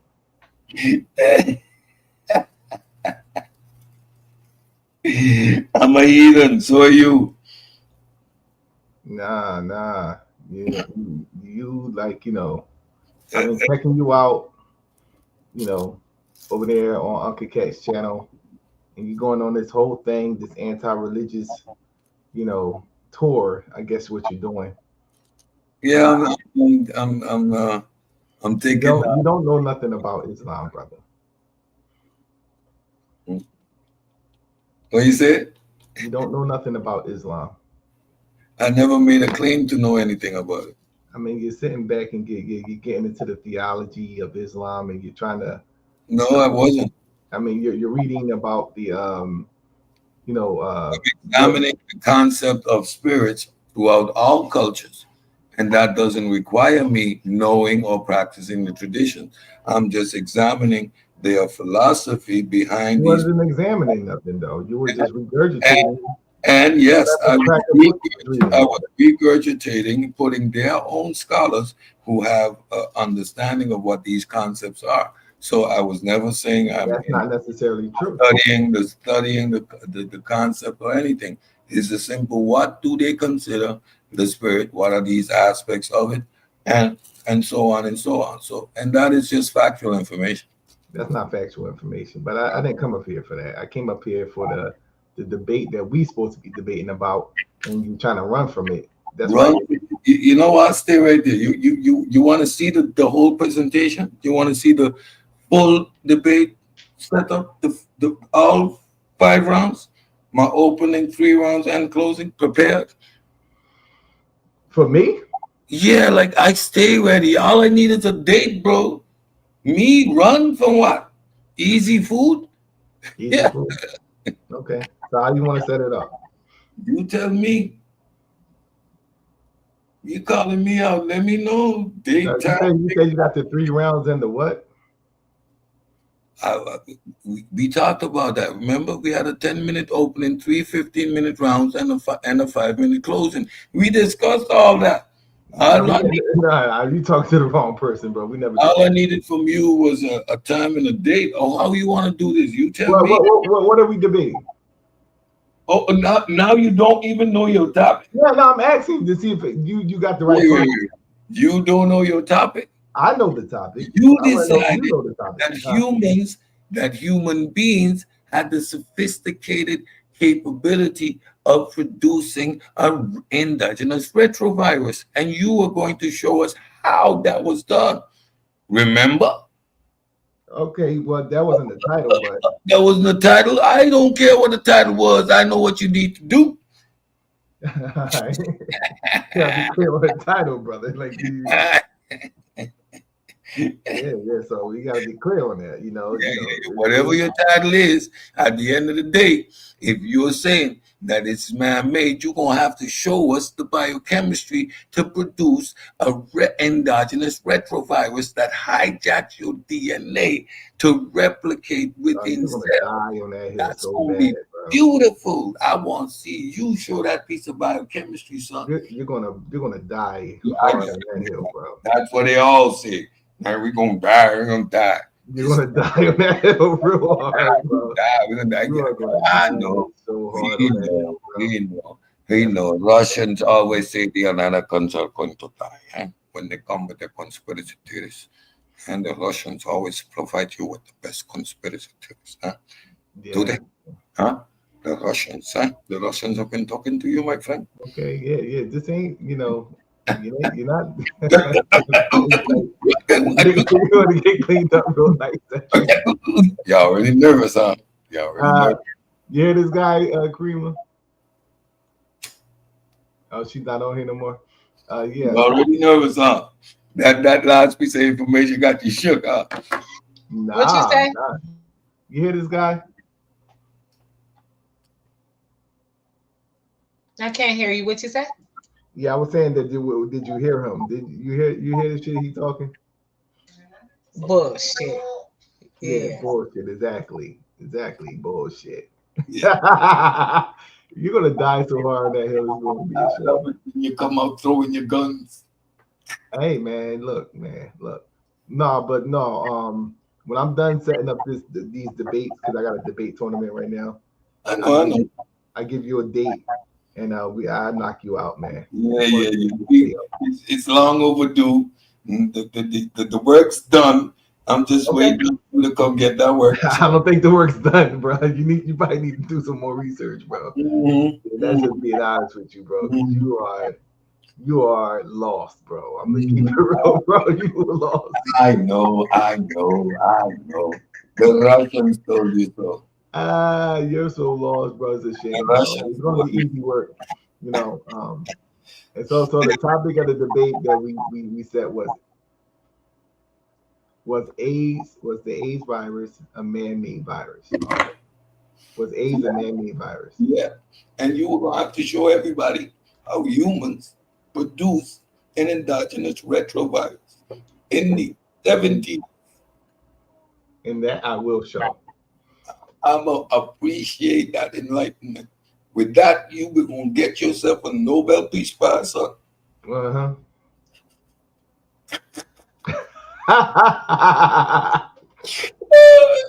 You straight up a candidate for Nobel. I am proud that you beat me, and I was the one that helped you put that Nobel Peace Prize work out into the world. It's going to be peer reviewed. Man, listen, scientists are going to be knocking at your door. You're going to be the first human that knows how to produce an endogenous retrovirus, one that hijacks your DNA.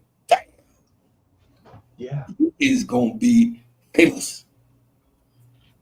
Yeah, we're gonna see. I think the problem is, I think the problem is that Karima, you know the problem with these types are What's that? They're miseducated, right? So they're so miseducated, right? Through the European educational system, right? There we go.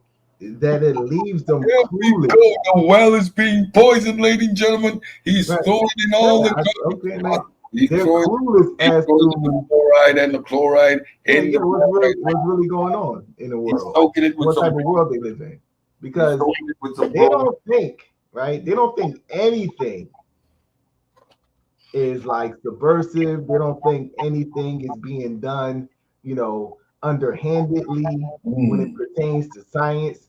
They look at the medical field as what is presented to them, like Eurocentric academia. And you have the secret hidden knowledge, right? So you're going to show us in the debate. You're going to show us in the debate the secret hidden knowledge, and you're going to show us the mathematics. You're going to show us the biochemistry that allows humans to create endogenous retrovirus that hijacks the DNA. He's going to lean on the fact that he's exposed to the mainstream story or narrative. And you have the hidden secret knowledge. He's going to lean on that, but you have the hidden secret knowledge. He's going to die on that hill. Hold up. You have the hidden secret knowledge. You're leaning on that white man knowledge, and you're very confident. That white man got you very confident in his knowledge, bro. So you have the hidden I got to win a Nobel Prize and all this. You have the secret hidden knowledge.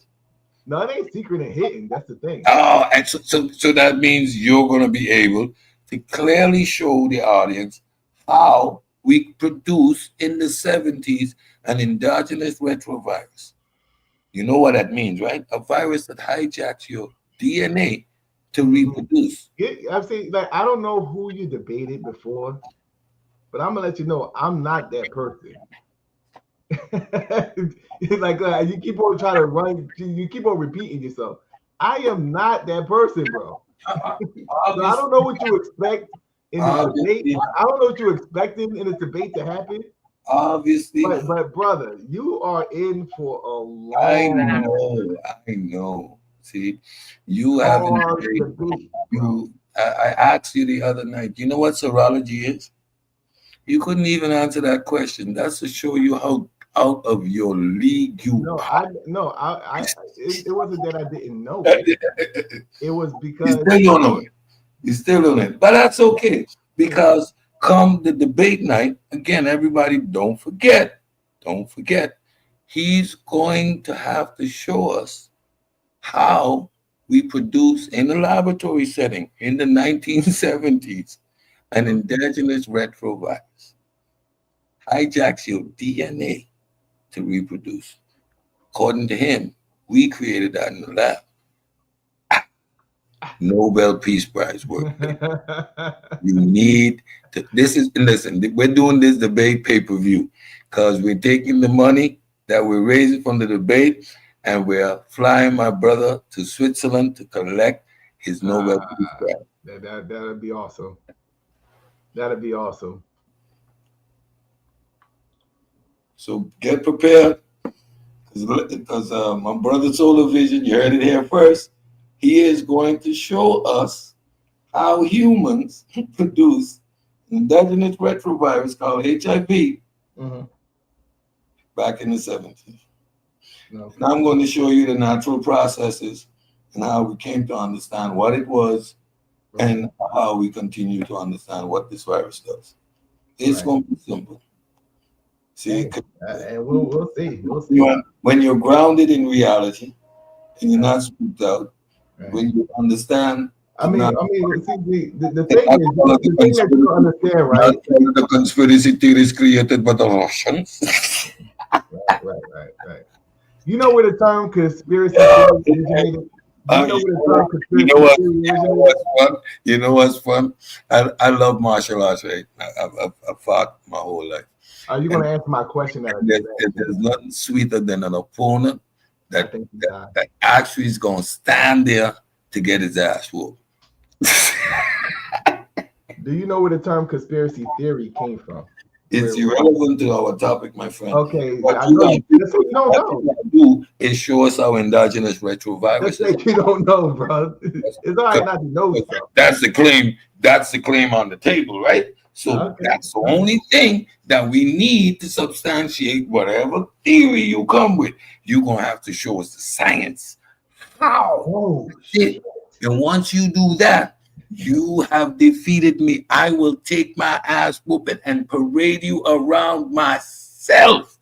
Outside of that, I don't know why you're saying that. You're not going to do that. What you're going to do? I don't care how you're going to try to deny the information I present. That's what we're going to do. We are having a biochemical discussion, my brother, because your claim would have to substantiate that process. Now, maybe the other fools you've debated don't know to pose that question. But see, I understand the science, and that's the only question you won't have to answer. Okay. You're laughing too. I see. JJ don't take down his videos, so I'm gonna have all this stuff that you're doing right now. I want that same energy. I want that same energy when it's debate. Because I'm gonna be playing the same question over and over. Remember, folks, if you make the claim A, it implies B. So now show us C. That's all you're gonna have to do.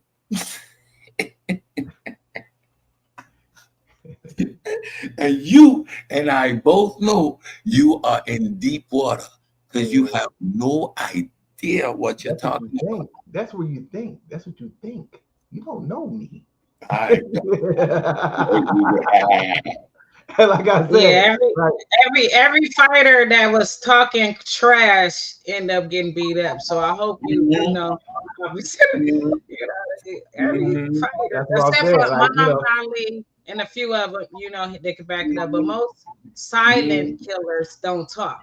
But most of the people that talk crazy end up getting messed up. That's Yeah. exactly why you're talking crazy, right?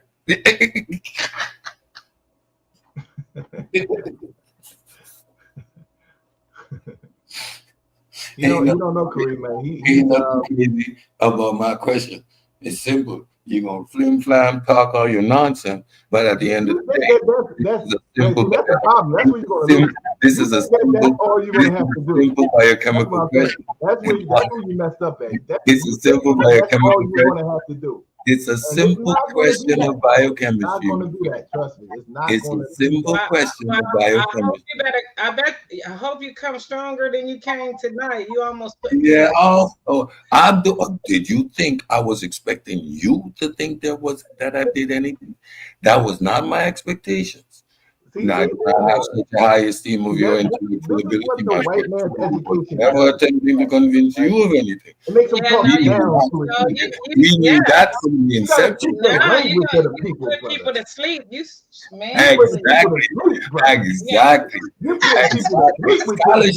Actual scholarship. I put y'all to sleep, right? Because you know why? Your brain got tired because you're not exercising. You're not accustomed of exercising. I was messing with you. Of course, it would you have some good information. Put niggas to sleep, bro. That's why you're up there wide awake. That's why you're up there wide awake. We gotta call you Cedric NyQuil. You know what I'm saying? Hey, listen. I just produced the best hour and a half of sleep medication. You just put your earphones in every night, put your headphones in every night, and fall asleep to this lecture. And in 2 weeks' time, you're gonna be cured. Jeez, man. Yeah, meditation is very important. You gotta speak the language of the people, brother. You gotta speak to the hearts and the minds of the people, man. Yeah. You gotta hit them with the flim flam. You gotta hit them with the flim flam and the slick talk, and you hit them with the know what you mean, and hit them with the white man, and hit them with the white man. Got a bunch of white man sideways. White man. You gotta hit them with that, right? You gotta hit them with that. You gotta hit them with that, right? You gotta hit them with that, right? What you gotta hit them with? You gotta hit him with the white man. Every couple of sentences, you gotta hit him with every couple of sentences. You gotta hit him with, you know what I mean? And the white man. Yeah, that's so. That's. And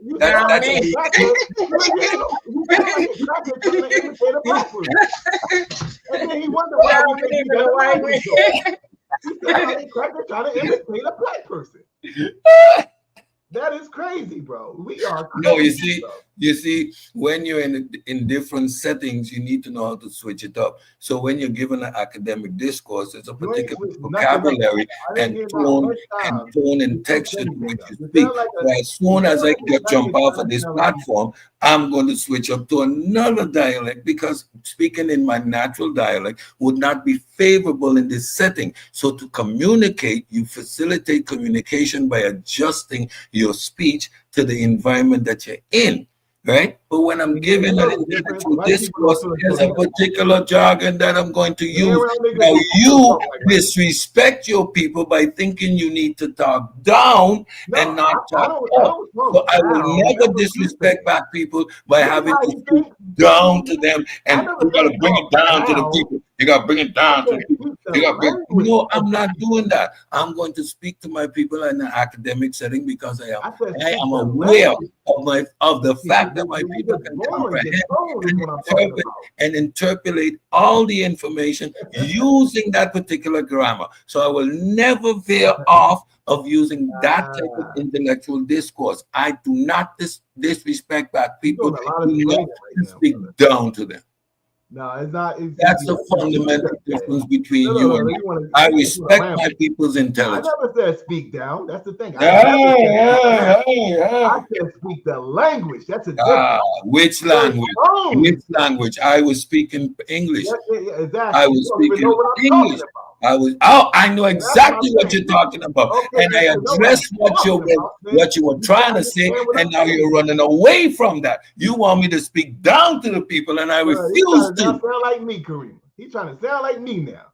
No, I ain't trying to sound like you. I ain't trying to sound like you. Why would I try to sound like you? You just accused me of not sounding like you, and you're making a statement of me not sounding like you, and I'm proud of not sounding like you because I refuse to speak down to my people when I'm having an intellectual discourse. That's why I take my time and prepare my slides and prepare the text that I'm speaking because I want to speak up to my people and not down to them. That's what you would want me to do. That's why you're telling me I'm putting my people to sleep, because that level of discourse is not. They're not ready for that level of intellectual discourse. That's what you're trying to say. That's what you're trying to say. No, that's what you're trying to say. He's trying to drown me out because we don't want to hear the truth. So when I'm telling you the truth and you can't handle it. As soon as I hit you with the truth, you try to run away from it. I'm telling you again, yes, that intellectual discourse is going to be the way I address my people all times because I have that amount of respect for my people's intellect. And the first thing you do is talk about being put to sleep because you're not accustomed to being in an academic setting. Because you're not accustomed to being in an academic setting. That's why you take on a debate, not knowing that you have the burden of proof to produce the biochemistry that requires a human to produce an endogenous retrovirus, and that your jargon is not going to facilitate you in this debate. Because my people have a higher intellect, and the bar is set higher than you're accustomed of dealing with. Okay. So all I said was, you're not speaking the language of the people. That's what I said. You translated that as speaking down. Because you think like a white man. That's why. Yes, I did. Oh, that's what I needed you to do. That's what I wanted you to do. We don't want to hear the truth. Hold on. Because y'all both talking at the same time. We can't hear you. He a little louder than you, Solar. So let's Solar speak and then go ahead. But he didn't say that. He didn't say that. Go ahead. All I was saying was, you got to speak the language of the people, right? So when I say speak the language of the people, because it was in the context of what Karima said, which was you put people to sleep, right? Because your tone is off, brother. You translated that as speaking down. You translated that as speaking down to your people because that's the way you think. Because you think like the goddamn white man. That's why. So you think that when you speak in this tone that it's speaking down. It's not speaking down. This is just our culture. You put us to sleep talking like this, or talking like this for 50 hours. That's going to put us to sleep. That's going to put us to sleep because that's not how we communicate.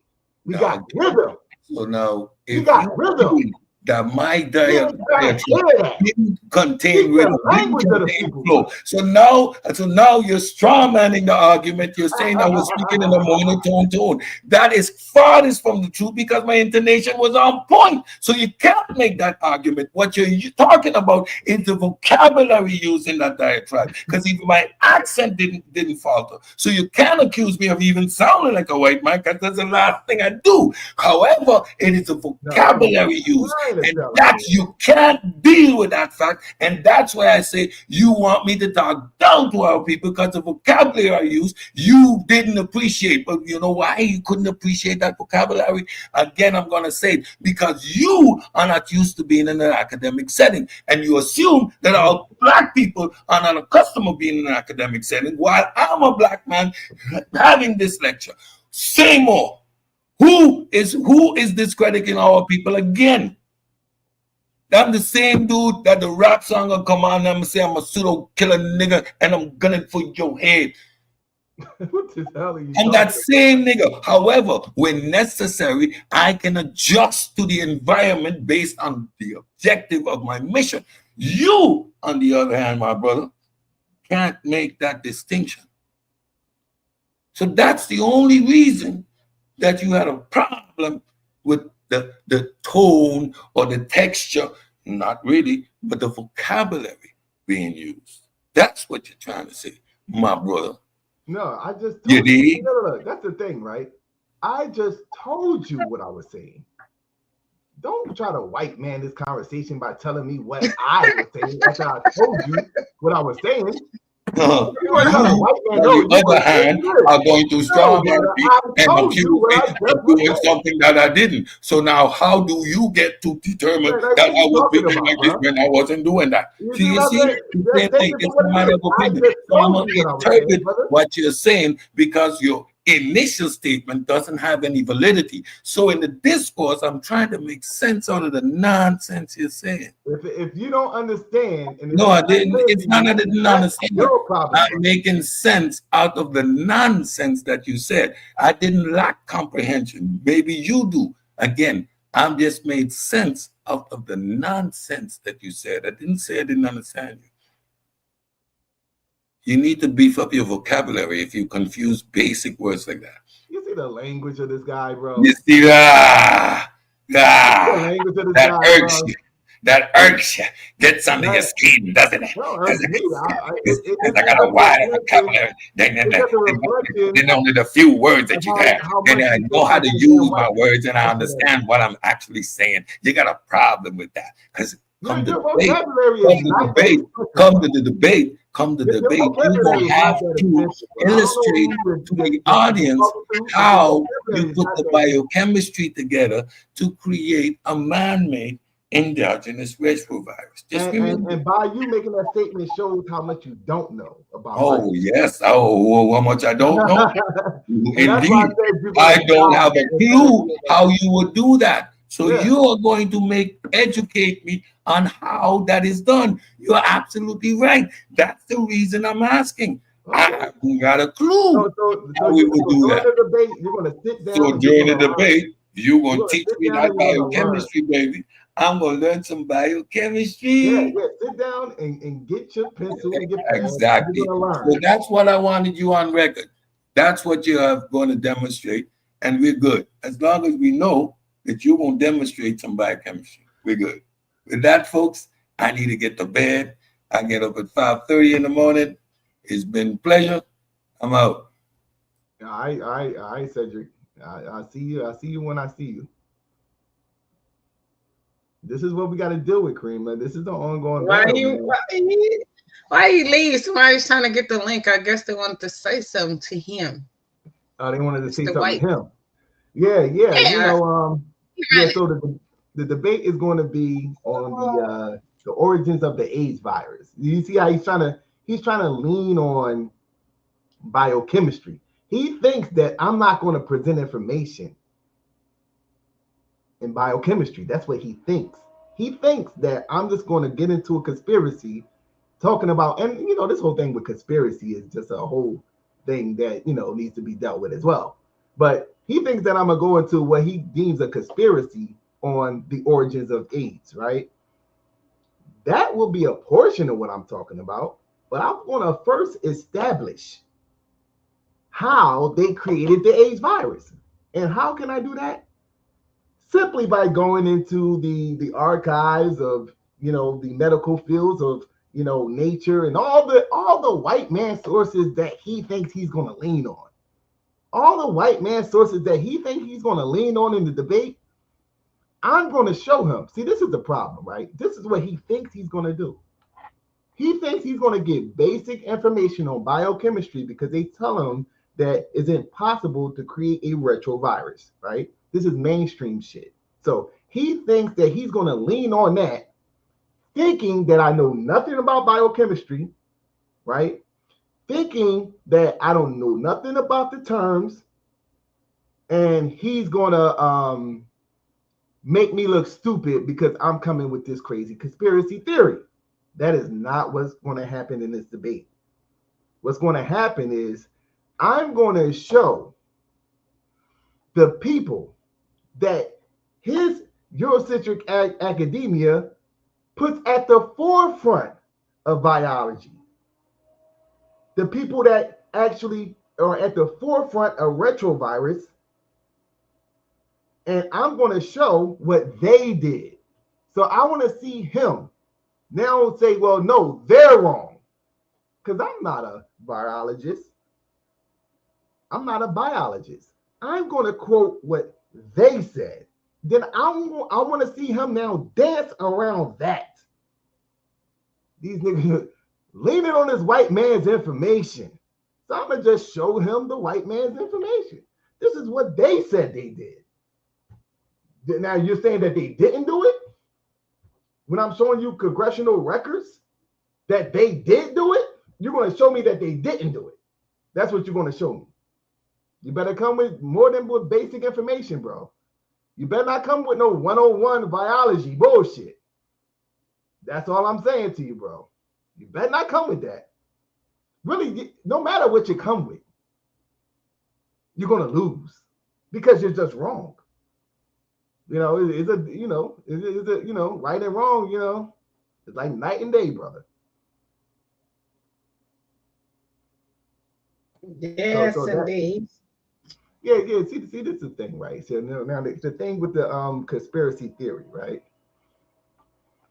I asked him a simple question that he didn't know, so he tried to dance around it. With all his education in the white man's science, right?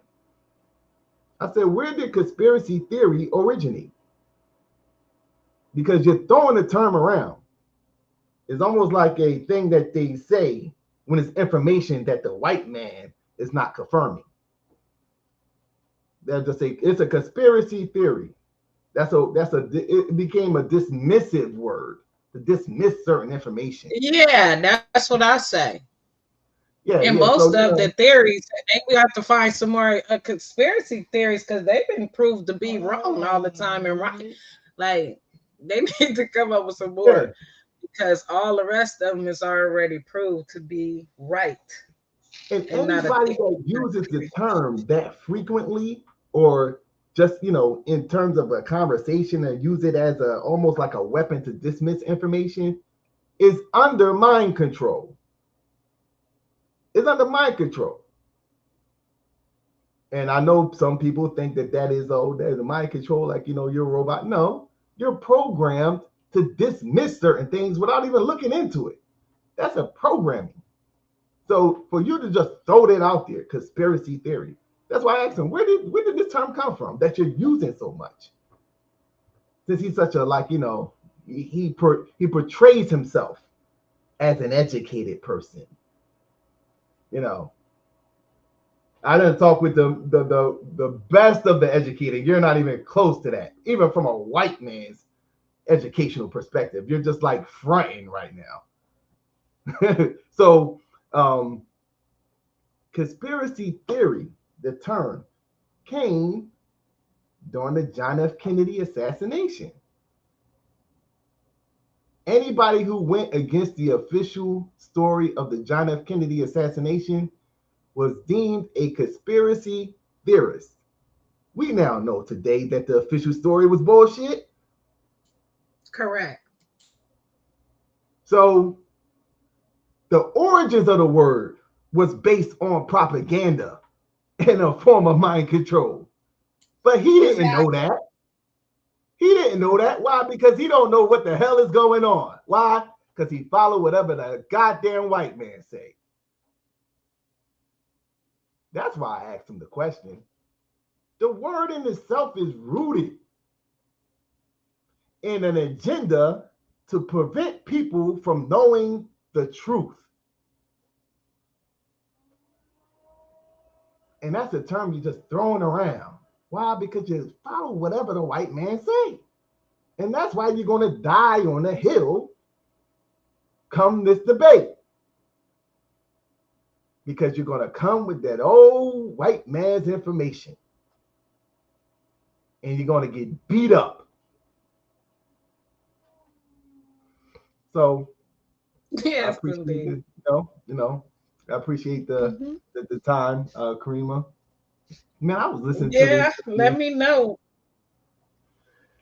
Yeah. Like I said, I'm doing the stuff with this debate tournament. So like once I get everything underway with that, and we're going to set up an actual date and a time and I believe it's going to be over there on Unk's channel that the debate is going to go down. So, just got to talk to the people, and set up, the date and all that. So when I get the time to do it, we're going to set it up. But I already got my information. This is like old shit right here. You think that this is a thing, right? This is like, because he's going to try to lean on this retrovirus. But once we get past all that, because he's not, trust me, he is not going to be able to get around the information that's going to present. He really believes that this virus, began in Africa, right? Somehow infected homosexuals in America, right? Then eventually became a disease that, for the most part, killed people of color. You know what I'm saying? You have this retro. Now, when we know in America, we know for a fact in America, everybody's fucking each other. Everybody's fucking. But according to AIDS, for the most part, when you're talking about percentage-wise, this is something that's predominantly amongst Black people. It's predominantly in Africa. It originated in Africa because of Africans eating bushmeat. Is one of the theories.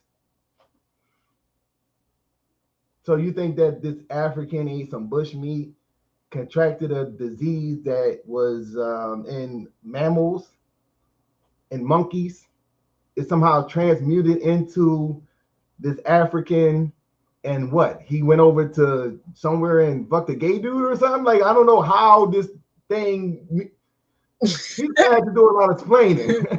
Because, like, an African in Africa, right? There's one thing you could say, that, their culture is not as into the homosexual shit as European culture. Right. So I'm trying to make this connection from a homosexual in California and this African over in Africa. Like, how is that? How are you making this connection? If it started in Africa, that's what I'm trying to figure out.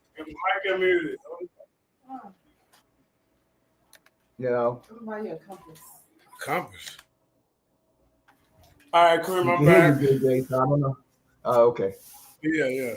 Hey, so what y'all think about Cedric's presentation? Man, that shit was boring as hell, man. It's put niggas to sleep. Ah, damn. Everybody get a chance, man.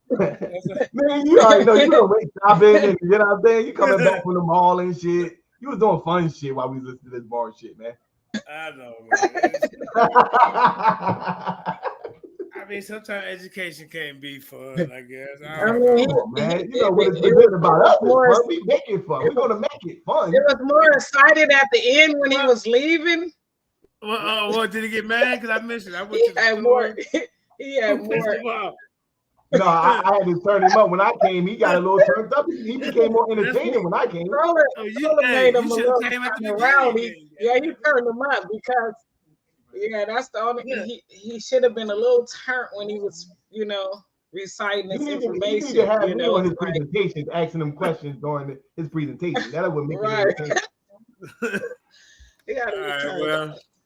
That nigga sounded like my 5th grade science teacher, man. I was cutting that class. I just take the F, goddammit. You're not gonna put me through this shit. Okay, well, all right, man. Cedric, I hope somebody respond to you to debunk it. Like I said, I got my host out. He said to debunk it. You don't even know what this nigga said. Man, we debunking this come on, man. Some bullshit. We debunk. I don't know what he said. We debunk that shit tomorrow. They gave me the wrong thing. I don't give a damn about what they was trying to get the link. I forgot that I had to send it over there, but they was trying. He left. He was getting sleepy as hell. Yeah, nigga sleepy and shit. I done damn it doze off, hit my face on the goddamn mic a couple times and shit, nodding and shit. This nigga, bro. God damn, it looked like I was on some type of opium listening to this nigga. I think Nigga nodding. The guy had a nigga nodding up in this motherfucker. Yeah. But yeah, You know? man. All right. Well, I brought him on because you know I want to be fair, so I gave him a chance to present his information without judgment. And Man, like you beat him up on that debate too, man. I seen that debate, man. You beat him up on that shit. Come on, man. You know you beat him up on that shit. Yeah, man. You know like neutral and you shit. know that's what I do solo. Goddamn. Hey, me, you can argue, bug Hey, shit. so what you say, Sola, he gonna do? Because he showed me and JJ the same way. What you say he was gonna do? He gonna show that good What old you white say man you hope information, he don't bro. do? He gonna show that good old white man information, bro. He's gonna come with that mainstream bullshit, gonna try to lean on that as if niggas ain't gonna dissect that shit with that black mind. We're gonna put our black mind on this shit. We're not regurgitating shit. He think he's winning because he's leaning on this white man's information. That's the problem. That's why you're putting niggas to sleep. He just sit up there reading and shit. What the fuck is this? Who wrote this shit? Who's funding this person that wrote this shit? You know, you don't ask the questions, and you know, you think the white man is honest, that when he's writing a book, he's just honestly writing some information down. There's a person that's funding this cracker. There's an agenda behind why they funding the cracker. Right. You know what I mean? We sitting back, we said he really think that this shit is genuine. Like, why do you think that the white man is genuine when he deceived you for the last 400 years? He was supposed to sit back to ask questions. For 400 years, and you think that his information is genuine. You gotta look at this side eye. What are you doing? I told him you got to sit back a little bit and answer questions and wait for the audience to come. Why you leave like that though? He said he got to, he said he got to go to work. Yes, indeed. We love you, Cedric. Yeah, we love you, Cedric. Yeah, good information. A lot of good information. Come home, Cedric. He got a whole series. He got a whole series, a 5-part series he's doing on it. So I commend him. And, keep it interesting. Yeah, when he said science can't disprove, he ain't got no argument. No, he said science can disprove. He said he can't prove or disprove. I said he ain't got no argument with me. What's the point? Like, ain't that's what I'm saying. That's why that's their religion, because they leave that door open. When they fuck up, they can say, "Well, no, the scientific breakthrough, scientific breakthrough." The fuck out of here. That means you didn't know, motherfucker. some scientific breakthrough. I mean, what's the point of arguing with somebody that say they can't disprove it? You know what I mean? Just try.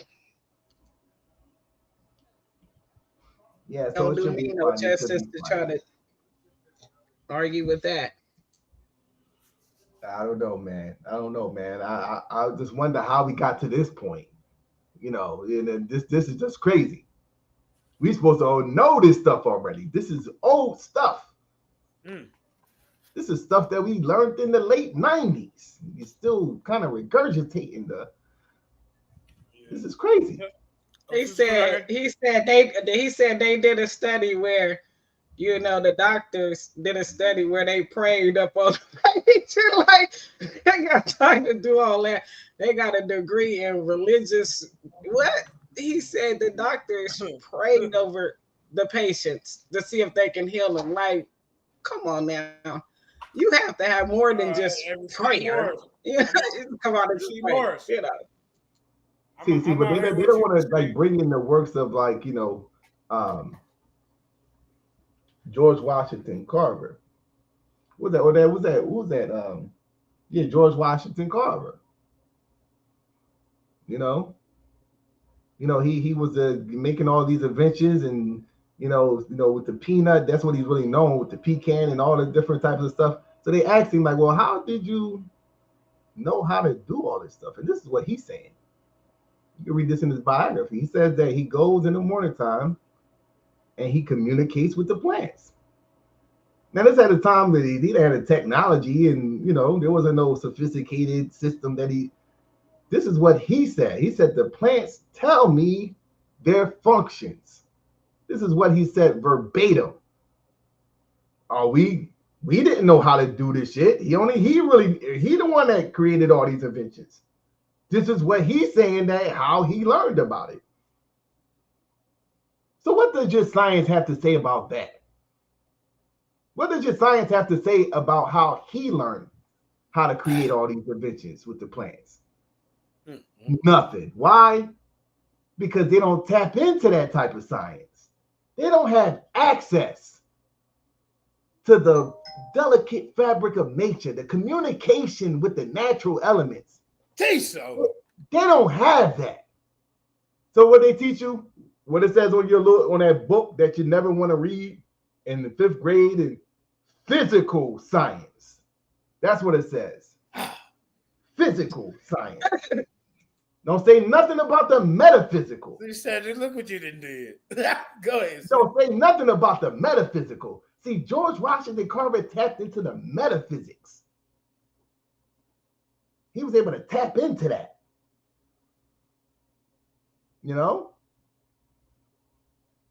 So that is he gonna respond to you, Solar. I'm just letting you know. Yeah, I want him to respond. We gotta bring him back home. Come home, brother. Yeah, you'll believe everything this white man say. You know what I'm saying? I don't know, man. It ain't looking too good, man. Hey, he ain't been the same. Yeah, they got a debate. Him and him got a debate coming up. You and Solar? Oh shit, I missed a lot. Okay. Him and Cedric. Yeah. Cedric and Solar. Okay. Solar, I heard you got your league back going. Go ahead and tell the people what you got going, man. And inform the people what you got. Yeah, we just having a little spring tournament. So the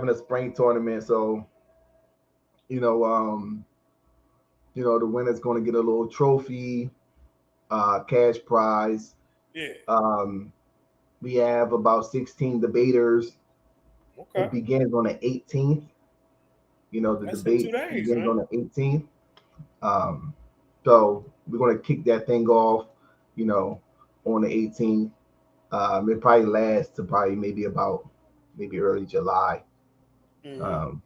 Maybe early July, maybe. You got some of your old team back, and what about some of your new ones you want to introduce? Name a couple of them new guys. But our first debate going to get kicked off on the 18th.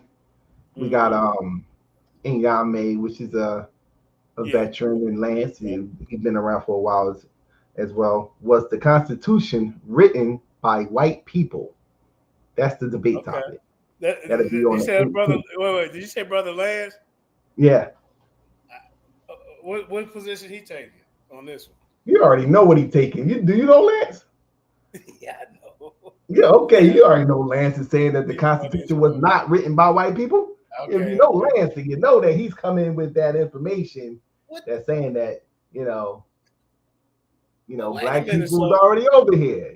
Black people was the ones that made the Constitution. How you got a name like Inyame and you rooting for the white folks? I mean, what the hell's going on? I don't know. I guess he's saying this white man wrote this damn Constitution. Like, I don't know what you read. This white man wrote this Constitution. Now, I guess that's what the Yami is leaning on. So, I guess we'll see who has the better argument on that. Madan Kemet and Akmalak are debating on the 20th. Was the Book of Mormon written by Israelites after 70 AD? So that'll kick off, the debates, for the first round, and it should be a very fun tournament. So if you want to check it out, you go over to Solar Vision Debate League and hit that subscribe. Hit the who you got? Yeah, some nice topics. I'll go ahead, Kareem.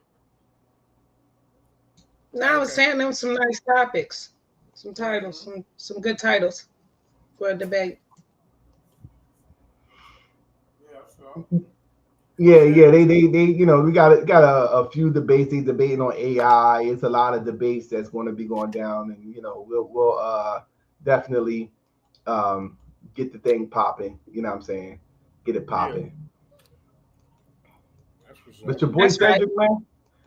Your boy Cedric, man. He was Please, Cedric. Go ahead. your boy Cedric, man. Hey, You know what I'm saying?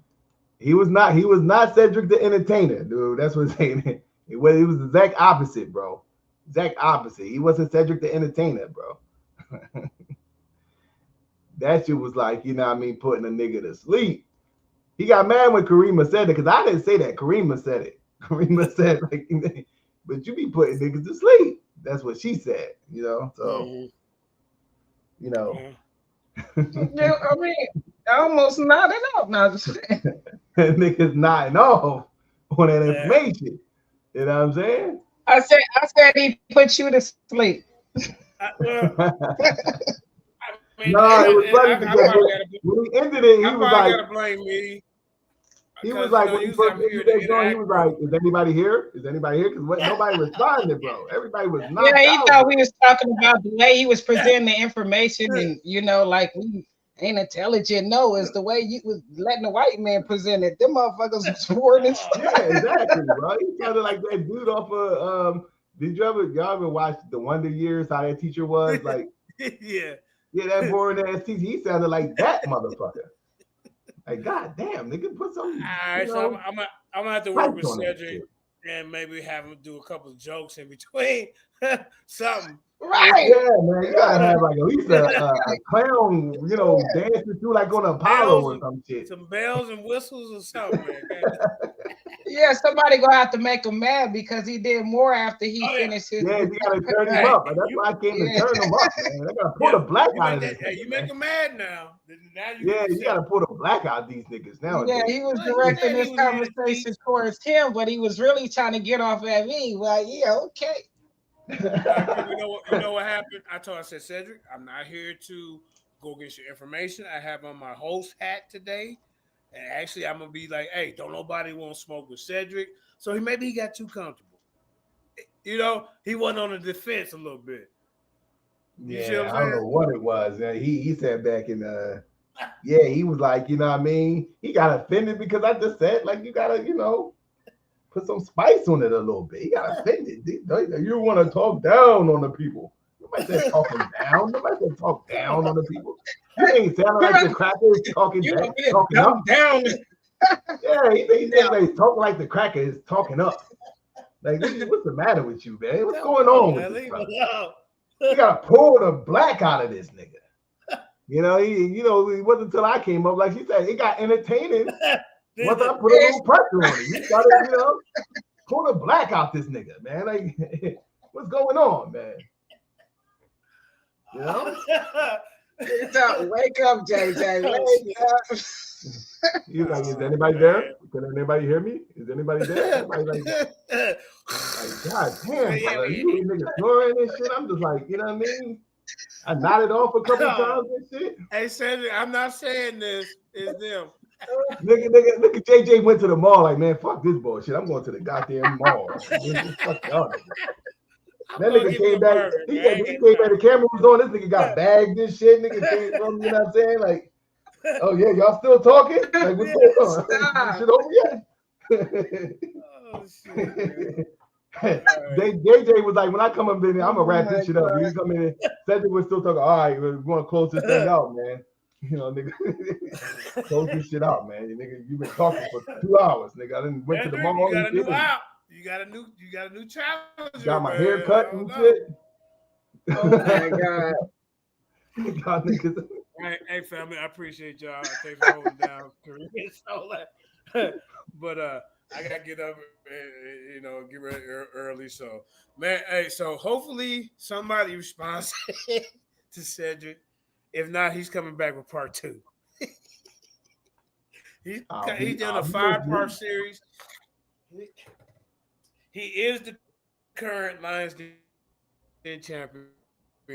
How is he the Lions Den champion? He just got beat up. Was beefing. You just beat him up in the Come on, man. Come on. How he the Lions Den champion when he just got beat up on his last debate? I beat up the Lions Den champion. And told him he was the champion. You know, curve stomp this nigga and say, okay, you the champion now, nigga. Get up, you're the champion, nigga. So if you notice, once they become champion, then they get jazzy with me.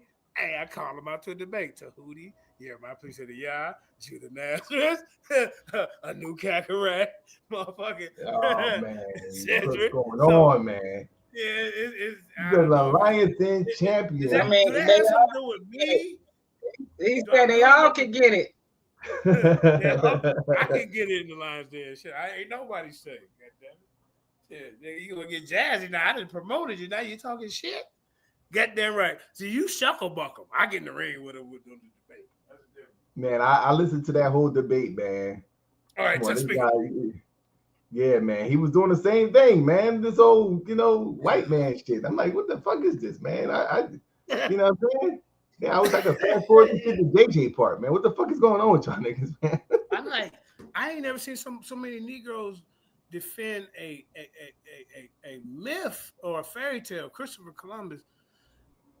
They defend that harder than they defend Jesus, and I was like, wow. That's why I said that's their religion, man.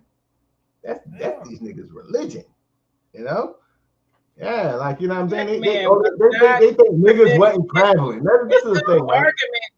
Traveling didn't exist till the white man start traveling. Traveling didn't exist till the white man start traveling. Yeah, right. You know what I'm saying? The white man got to travel for us to acknowledge. We were smart enough to build boats and stuff. Yeah, like you know what I'm saying. Like, come on, bro. You know what I'm saying? Like, according to them, we had to wait for the white man and shit. We had to just sit down like animals and wait for the white man to come and give us everything. We wasn't traveling. We wasn't creating shit. We didn't build shit. We just sat around and wait for the damn white man. That's what we did. That's crazy. Yeah, man. I gotta get up out of here, man. Thank y'all. All right, guys. I definitely appreciate it. It was a fun. Hey, come back. Hey, Solo. Our beef is squashed. You know me. It's all good, man. So hey, you come over, bring some of your new people over. Let them, let a different audience meet them, whatever. And you can do preliminaries over here. However you want to do it, bro. No doubt. I appreciate that. You know what I'm saying? I got a debate coming up. I got a debate coming up over here with Judah Nazareth. He said King David is the end time future prophetic Messiah. So, oh man, that's some Old Testament shit right there. Yeah, so I don't know how they. Well, King David, first of all, he didn't come from a virgin. It's so much, man, that they had to deal with. But yeah, so Judah Nazareth, if you're listening, we got to set that up, family. But yeah, peace and blessings. Currently, we want to get up out of here. Let's shoot solo. Peace. A teaser, Cedric. Okay. But let's get up out of here with that. Be real, getting to the money. Got these haters in their field. You know what I'm saying? Peace and blessings, man. Yeah, I got you. Share, subscribe. And we got some other stuff coming up. Peace and blessings. We love y'all. We out.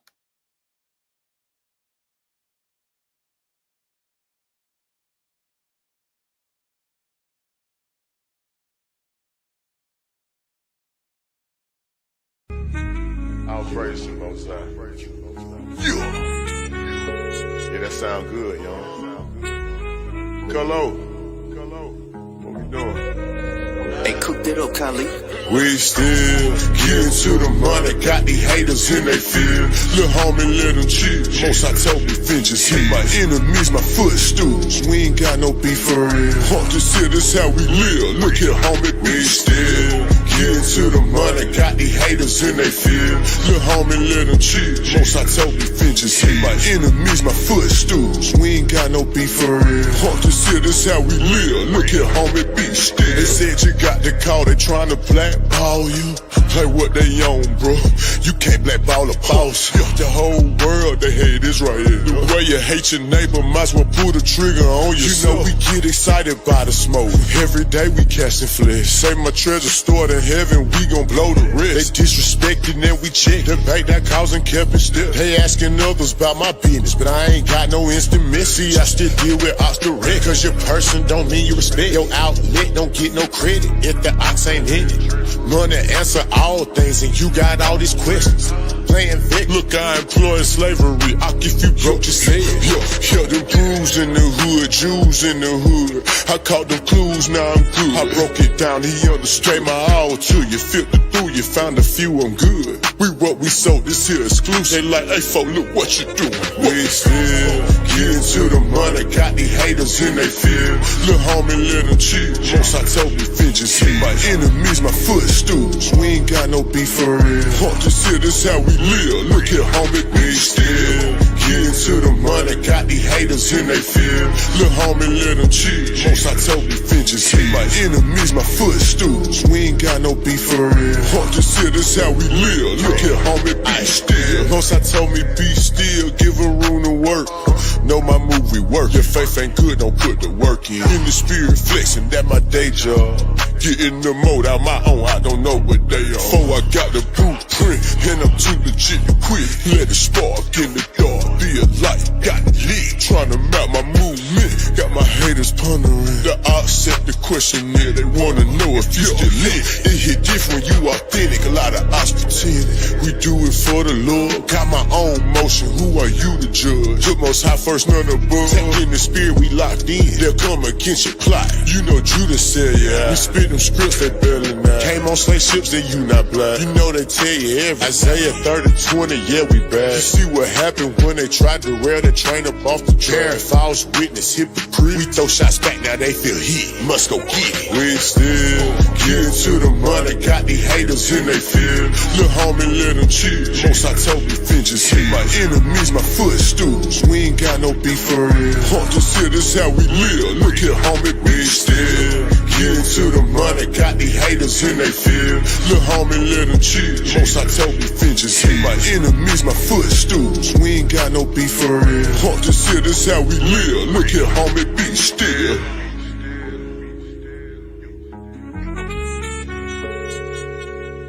Yeah.